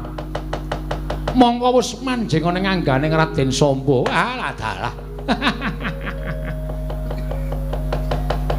Yen ngono wis ora angel nggonku ngupaya tumurun ing wahyu cakraning rat ketitik tak lakoni nggonku tapa brata. Ninggal kasatriyan parang Garuda, ninggal negara ing Ndorowati. Niatku ora kok kepengin muktekake kelawan awakku dhewe, nanging muktekake kelawan turun-turunku yang bakal pinardawa kamulyane dadi Nalindra. Yen to aku engko bali marang Praja Ndorowati matur Kanjeng Rama, Rama, kula kesah menika mboten kok ropian-ropian kula kok mboten remen-remen menika mboten. Nanging kula nggayuh kanugrahan. Kula sampun pikantuk kanugrahan wahyu cakraning rat Rama. Tan wurunga yen to Rama Prabu Ndorowati lengser ke prabon aku ingkang dakal gumanti ke praboning nata ing Ndorowati. Mesti wae gandeng aku kuwi kedunungan wahyu. Yen aku gumanti ke praboning Kanjeng Rama Prabu mesti wae luwih moncer, luwih kondang ratu ning mring Ndorowati.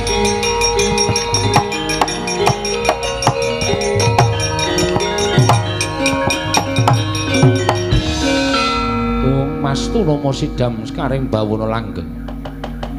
Raden Samba, aku wis weling akeh-akeh aja nganti darbe watak adigang adigung adiguna sabab yen nganti ngumbar kelawan watak kaya mengkono aku ora betah momong kelawan angganing titah ingkang duwe watak sombong ngumuk lan sak piturute.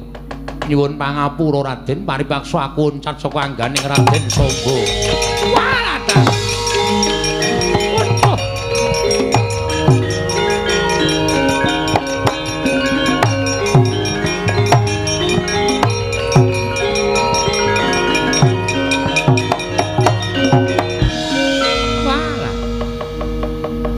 jebul gerner kendikaning Kyai Sepuh biyen padha ngandhakake nek watak karo watuk kuwi jane ukarane meh padha ning beda. Yen watuk kuwi ditambani mesti bakale mari ning watak kuwi lah kok ora iso dienggokke, ora iso diowahi. Nganti ketrucut aku sombong, aku umuk kepengin lungguh damar ke praboning Ndworawati. Gumanti marang ke praboning Kanjeng Rama Prabu Sri Bathara Kresna nganti wayun cacung angganing Raden Samba. Wah, lah nek nganti aku bali ora entuk gawe apa ora wirang bebarange. Wahyu Cakranat kuwi aja mlayu, ayo melu aku, ayo. Melu aku.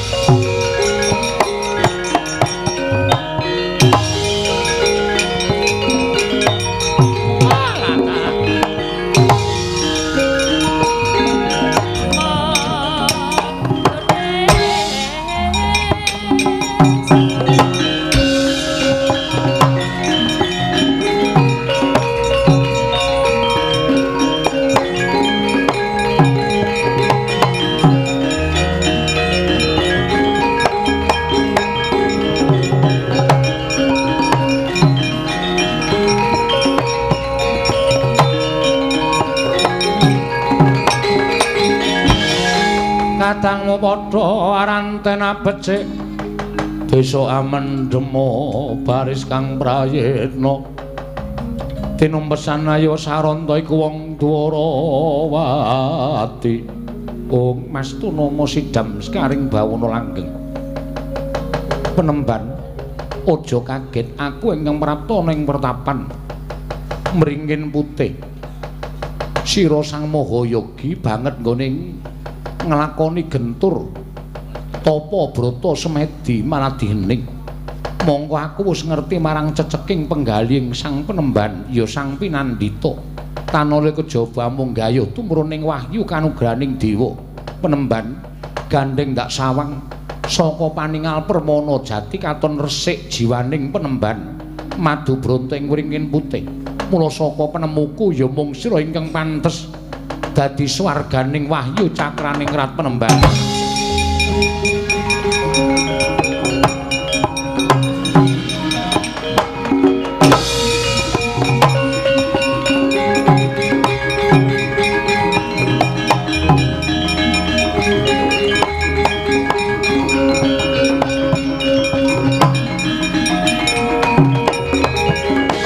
Gumikun sing langit kelap-kelap katon lir kincang ing risang mawe gandrung.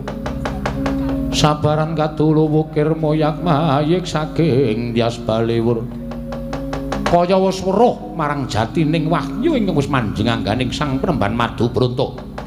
Mila nadyan wis kedunungan kanugrahan parandene datan mubah, datan musik Sang Penemban Madubronto mulat pelajaring putra ing Darawati. Wah, dalah mapan ana ing kene wahyu cakraning rat.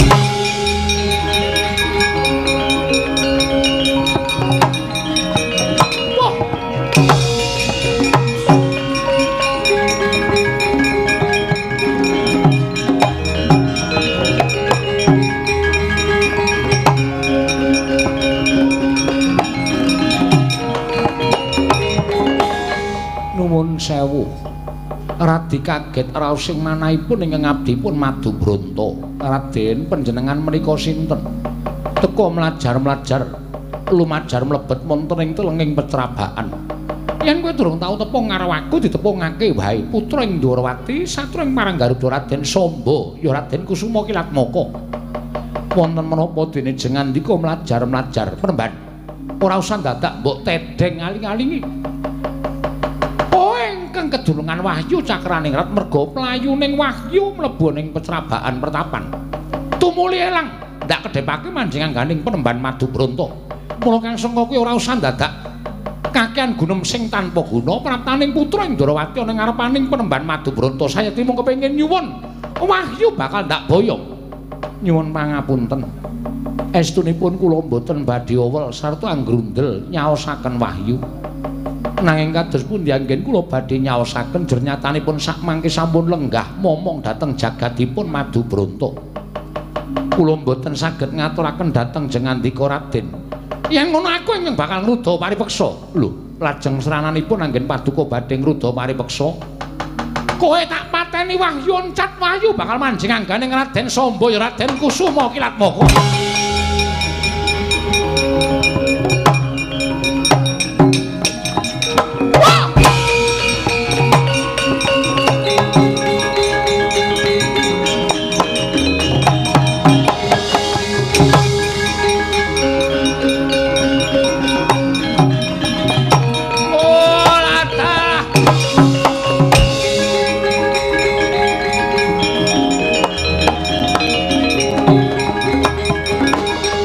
Suramrata Jayamrata imbang yen padha-padha. Aku bareng mlayune putra Ndarawati kadangku Kakang Samba Wisnu Bratangga ning oyak-oyak wahyu. Lah kok dadi wahyu mapan ana ing pertapan kene.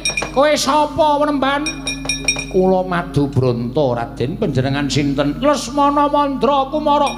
Putra ing negara Ngastina calon dadi Ratu Ngastina. Ilanging wahyu mapan ning angganing Madubronto ya kowe.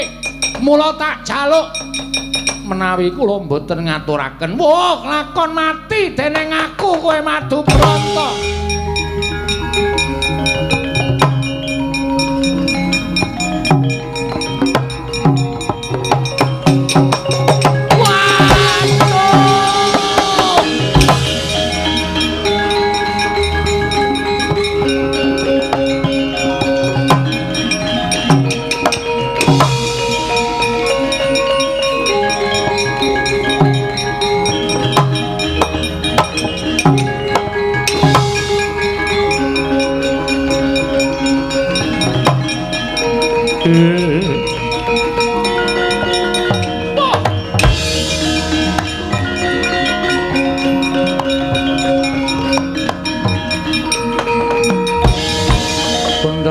Sing langit kelap-kelapaton lir kincang ing risang mawe gandrung Angger Samba. Aman.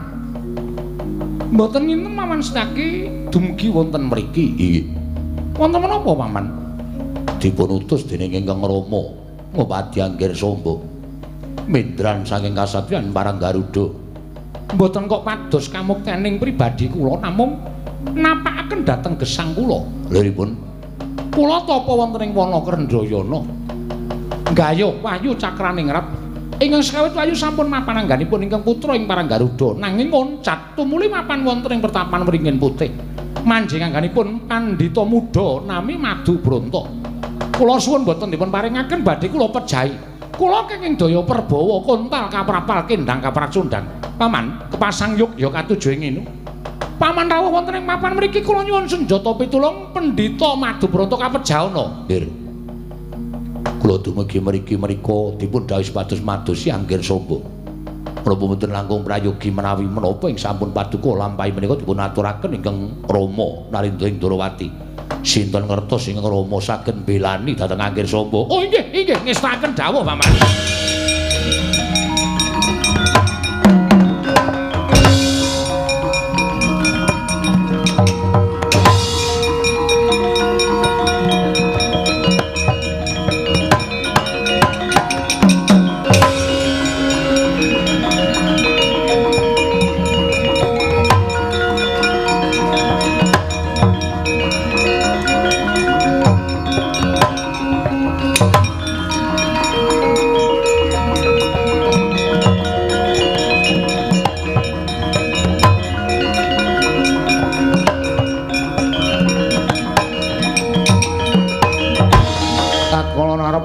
Kresna tan tulursa mring Sang Resi Jahnawi Suta Koko Rabu piye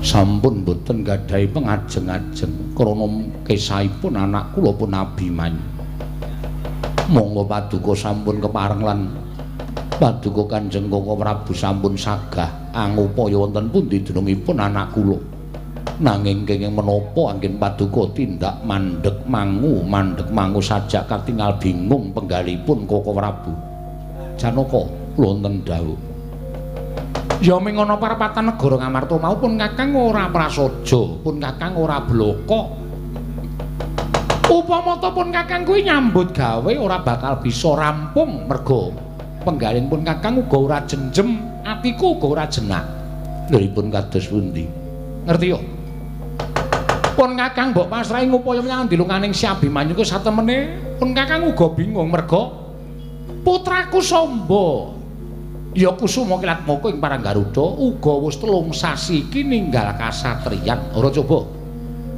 aku jedring wong tuwa mengko kelangan anak kok kon goleki anakmu kuwi apa iso tuwajuh nggonku nyambut gawe kenging menapa paduka mboten paring dawuh kala nalika wonten ing parapatan mung aku ora kepenak karo Yai Darmaji disengguh aku mengko ora tanggung jawab kelawan para Pandhawa lan ora tanggung jawab kelawan putra-putra Pandhawa lajeng sak mangke kados pundi wis ayo bebarangan dipasrahke marang Purbaning Wang Mahanasa jernyatane anak kuwi saka tembung ana anane putra kuwi merga saka paringi sing gawe jagat dene kowe karo aku mung dititipi upama ana apa-apa pasrah wae Janaka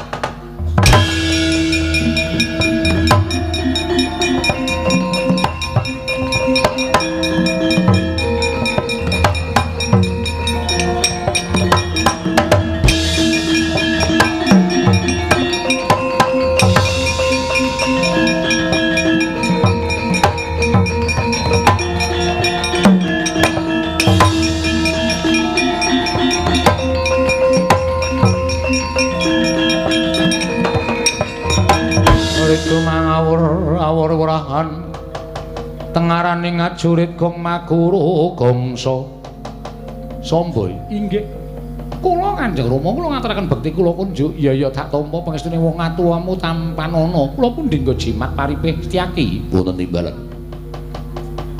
pinter nggonmu ngupaya kalian anakmu Samba nggih samangke sampun aturaken Koko Prabu ya tak tampa ya mung ana apa lah kok gegaping paningalmu ora kaya adat sabene Rama sampun ngantos lepataken dhateng jasad kula mboten lepat wong lunga saka kasatriyan suwene 3 sasi mongko ora pamit kok ora rupangsane luput inggih namung kesah kula menika mboten nuruti dhateng pribadi kula piyambak namung kula menika istrinipun nggayuh kanugrahan lho Gusti Samba nggayuh kanugrahan inggih Sranane kula nglampahi tapa wonten telenging wana Krendayana nampi sasmitaning dewa. Bilih Jawata matedaken kanugrahan wujudipun Wahyu Cakraning Rat Rama mugi andhadosna ing kawuningan. Ing sekawet tinampi kasutapan kula Wahyu manjing angganipun ing putra pun Samba. Nanging boten dangu wahyu oncat. Tumuli kula oyak manjing wonten ing pertapan naminipun pertapan Ngringin Putih wonten pandhita muda naminipun Begawan Madu Bronto. Wahyu manjing anggenipun Begawan Madu Bronto tumuli kula boten trima. Wahyu kula suwun boten dipun paringaken Madu Bronto badhe kula pejahi. Nanging kula kenging daya kemanden kontal kaprapal kendang kapracundang tumuli kula pinanggih kalan Paman Setyaki. Kusik to. Lah wong sing jeneng Wahyu kuwi mapane ana ing angganing titah kuwi ora dipeksa. Merga Wahyu kuwi kanugrahaning Hyang Mahanasa tumrap titahe ingkang pancen bener becik nglakoni uripe sarta kewajibane kanthi tuntas. Lah kok dadi kowe kok kaya bocah cilik ana Wahyu kok sing kedunungan ayu arep tok pateni terus Wahyune oncat manjing nang kowe napa piye? Sirmu ngono iya. Inggih. Niat kula ngaten. Lah ora bakal kelakon. Rama sakmangke ngaten mawon. Ana tetembungan anak polah bapa kepradah. Rama kula aturi mbelani dhateng kula. Lho, mbelani tegese piye? Rama kula aturi mejahi Madu Bronto. Lah nek aku kon mateni Madu Bronto aku ora sagu. Aku ora sagu. Merga kuwi keperluanmu lan aku ora duwe niat gayuh Wahyu Cakraningrat. Dadi anak kowe aja gampang sumindhe marang panguwasaning wong tuwa. Ning gunakno tembung ngopor bebek mentas awakmu dhewe. Yen kowe pengen gayuh Wahyu ora sarana memateni marang sak pepadaning urip, luwih-luwih kowe wani mateni Madu Bronto. Kuwi tegese saya gedhe dosamu, wong sing kedunungan dosa kuwi tangeh kedunungan Wahyu. Lah apa arep tok teruske? Apa arep tok teruske? Iya. Inggih nyuwun mapunten nanging raos kula dereng marem. Raos kula dereng marem Kanjeng Rama mbok menapa kula aturi nuruti dhateng kula upami Rama mboten kersa mejahi Madu Bronto. Kula aturi rawuh wonten pertapan Ngringin Putih. Sak boten-botenipun gegira dhateng kawontenanipun Madu Bronto. Ya wis coba kaya ngono tak tilikane Madu Bronto kaya ngapa.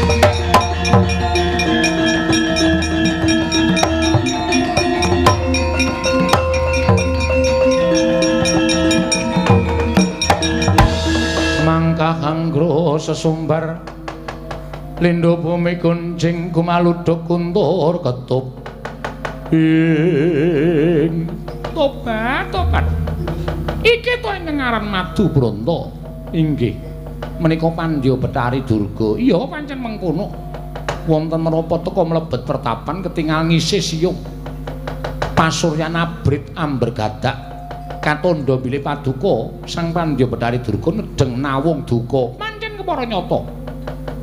Sruning deduganku ora kejaba amung marang kowe Madu Bronto kowe ngasake kaprawiran. Kowe ngundurake putu Lesmana Mandra kemarin kepengin gayuh wujuding Wahyu Cakraningrat mbok weneke apa ora? Mboten badhe kula aturaken dhateng sinten kemawon. Yen ngono kowe wani karo aku. Mumpung dereng kelajeng Pandya Betari Durga monggo. Kamurkanipun Pandya Betari Durga menika mboten saged awas paningalipun. Menawi panjenengan awas paningalipun mestinipun boten badhe kawiyos pangendika paduka ing mekaten menika kala wau krana nyuwurupi sinten ingkang lenggah wonten ing singasana adipapan plenggan ingkang ngabdipun Madu Bronto. Tobat pukulun pangapunten pukulun.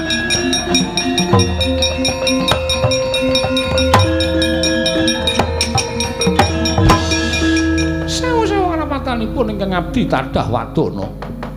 Dening ngantos kalepyan anggen kula nyawang dhateng paduka Hyang Adi pukulun boten kanthi kanyana cana krana sating paduka. Satemah kula nandhang cacat asta ingkang kados mekaten menika pukulun kula nyuwun pamit, kula nyuwun pangapunten pukulun, kula nyuwun pangapunten.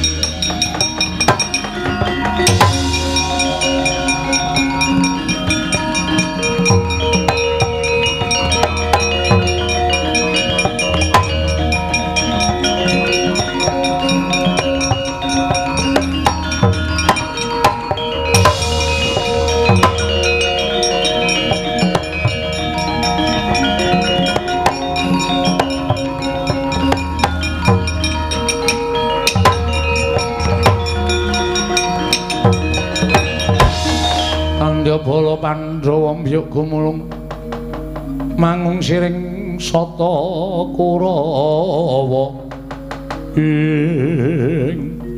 apa iki ngaran Madubranta inggih sinuwun kula ngabdi ngringin putih pun Begawan Madubranta Paduka Nalindra Dwarawati lha dalah pancen wasis pancen titis kang dadi paningal mulya aku Ratu Dwarawati iki adhiku Werkudara apa dene Janaka lajeng kepareng Paduka kados pundi menapa badhe ngruda peksa kaliyan ingkang abdi pun Madubranta anggen Paduka mbelani dhateng ingkang putra pun Raden Samba menawi Paduka badhe paring pidana dhateng kula monggo sinuwun kula mboten badhe owel agengipun katigasa jangga kula mboten badhe selak waton menika dados sarana anggen Paduka saged mbelani dhateng ingkang putra nadyan ingkang putra tumindakipun kados mekaten menika namung emanipun menawi ngantos Paduka sinuwun Prabing Ndarawati menika mbelani dhateng Raden Samba menapa mboten ateges panjenengan menika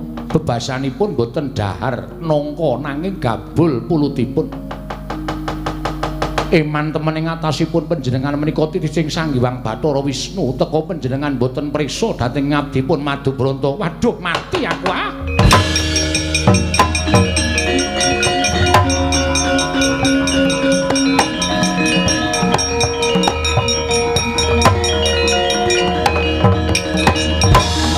Gunjang ganjing langit kelap-lapaton lir kincanging risang mawe gandrung waduh pukulun sewu-sewu kalepatanipun ingkang wayah tadah wadana ngantos mboten nyumurupi dhateng kawontenanipun Paduka Hyang Adi pukulun asih purana ingkang lenggah wonten ing singasana papan pelengganipun Begawan Madubranta pukulun kula ngaturaken sembah pangabekti kula kunjuk lan kula ngaturaken panuwun ingkang tanpa pepindhan dening Paduka pulun sampun kepareng ngemongi dhateng anak kula Panangka Wijaya pukulun.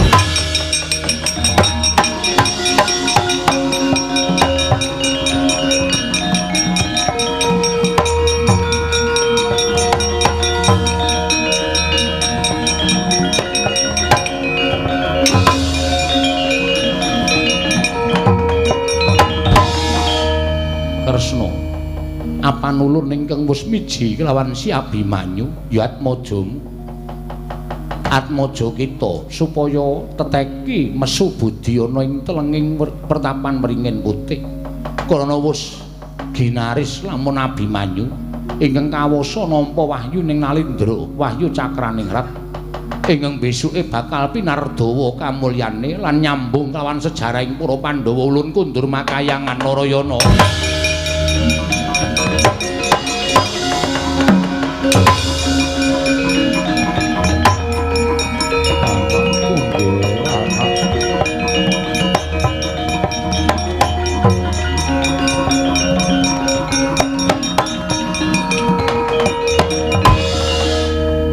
Ngandika ya wis ora duwe pangarep-arep wong atuam goleki kelawan kowe Abimanyu nyuwun mangapunten Kanjeng Rama ingkang putra namung sendika ndhawuhipun Sang Hyang Asih Prana kedah nilar dhateng kasatyaning Tanjung Anom inggih Plongkowati ora apa-apa cah bagus waton kabeh dadi sarana kamulyanmu kabeh pun Rama bakal ngapura spira keluputamu kenal penemban madu madu sale manuke bodang unine kungku anu apa Kang kan Madubranta ora ana itu ha apa sing ana Ndara Abimanyu aku ora wis diomongi Semar to kan Madubranta kuwi bendarane awake dhewe kowe mung ora tanggap aku kira tau ngoncaki Sasmita kaya ngono kuwi sing taun saiki mung ngimpen tak buka ana ing 1001 malam nomor ya nggo penguripan terjangi ora ngono kuwi Truk Arjuna nuntun paring adat Abimanyu kantinen bali marang negara Ngamarta kok ora aku tak ngendhake Samba ndak ora prayoga kedadeane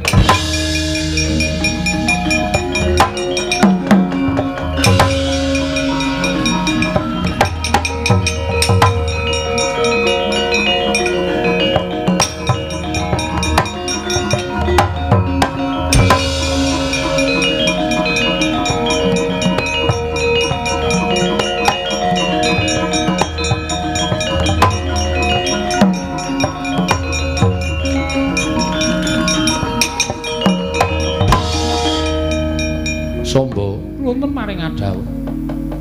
Kowe tak jarwani ning aja kaget lan aja kogel kagelan atimu ya. Inggih. Pandhita ing ringen putih Madu Branta mau sayektine adimu Angka Wijaya ingkang dimongi dening Sang Hyang Asih Prana. Mula gandeng Sang Hyang Marbudingrat wae momong kelawan Si Angka Wijaya ora aneh yen to wahyu ora bakal keliya ya ming Angka Wijaya ingkang pantes lan trep kedunungan wahyu. Mula kowe tak jaluk sing ngalah, sing tentrem atimu, sing ikhlas. Ora usah duwe rasa grundel marang sapa wae. Sesuk yen ana tumurning wahyu meneh pun Rama sago bakal nggayuhake. Nggih, matur nuwun Rama.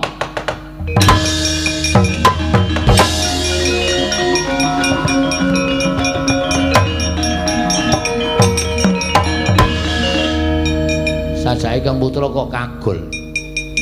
Le tindak mlayu banter banget mboten tumuju teng negara Ndarawati, Petro. Nom-noman kaya Samba ingkang ora kulina digula wentah rasane mesti kaya mengkono, nggih. Kagul kok gelan atine dikira wong tuane ora mbelani marang anak. Lah nika nek tindak nika terus pripun? Wis ben pancen kudu kaya ngene kodrat lelakoning Si Samba. Merga pancen besok bakal ana lelakon ingkang ana sambung rapete karo anakku. Oh nggih, manut mawon, Ndara.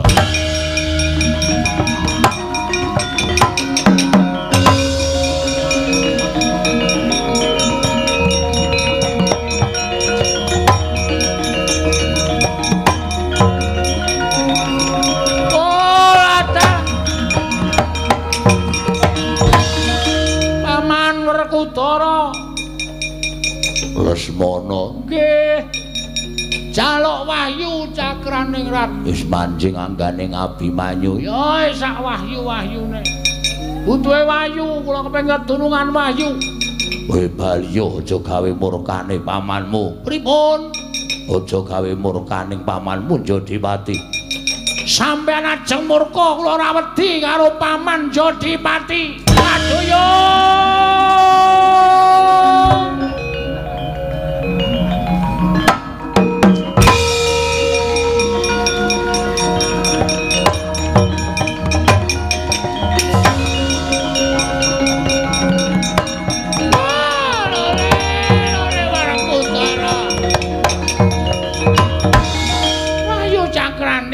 golek ana wahyu liyane cakrane lan isih pirang-pirang kang bakal mudhun ana ing jagat.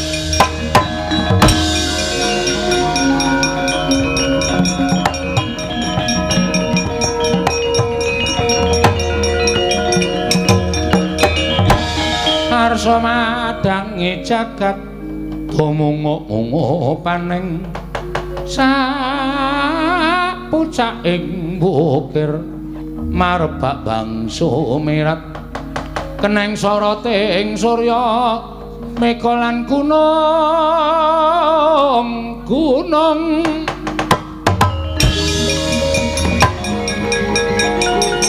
woi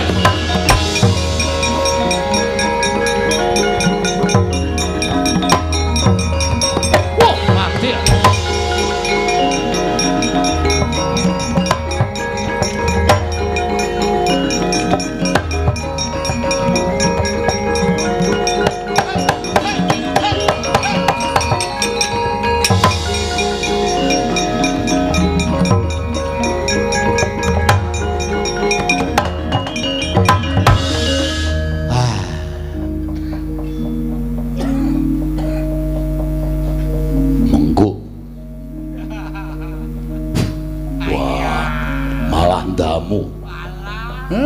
sampean niku senengane kok.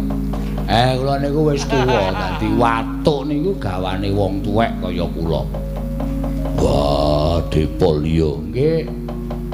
Purwa Madya Wusana pun paripurna, Den. Mugi-mugi wilujeng sedayanipun. Papan mriki saged dipun ginakaken ingkang sakmurwatipun lan dados sarana rukuning para warga. Ya, Semar. Semanten ugi kula minangka dados wakiling kanca-kanca lan kula pribadi nek enten lepate anggen kula ngayahi sedalu kula wau. Sedaya mboten kanthi kasengaja namung dapur kegojekan. Sura Sudira Jayane ingkang ratsuh berasut kaping 12 Darmastuti rayung sami makarya rayung samya pinanggih. Mugi-mugi sanes wekdal kula saged pinanggih malih Ndara. Thank you.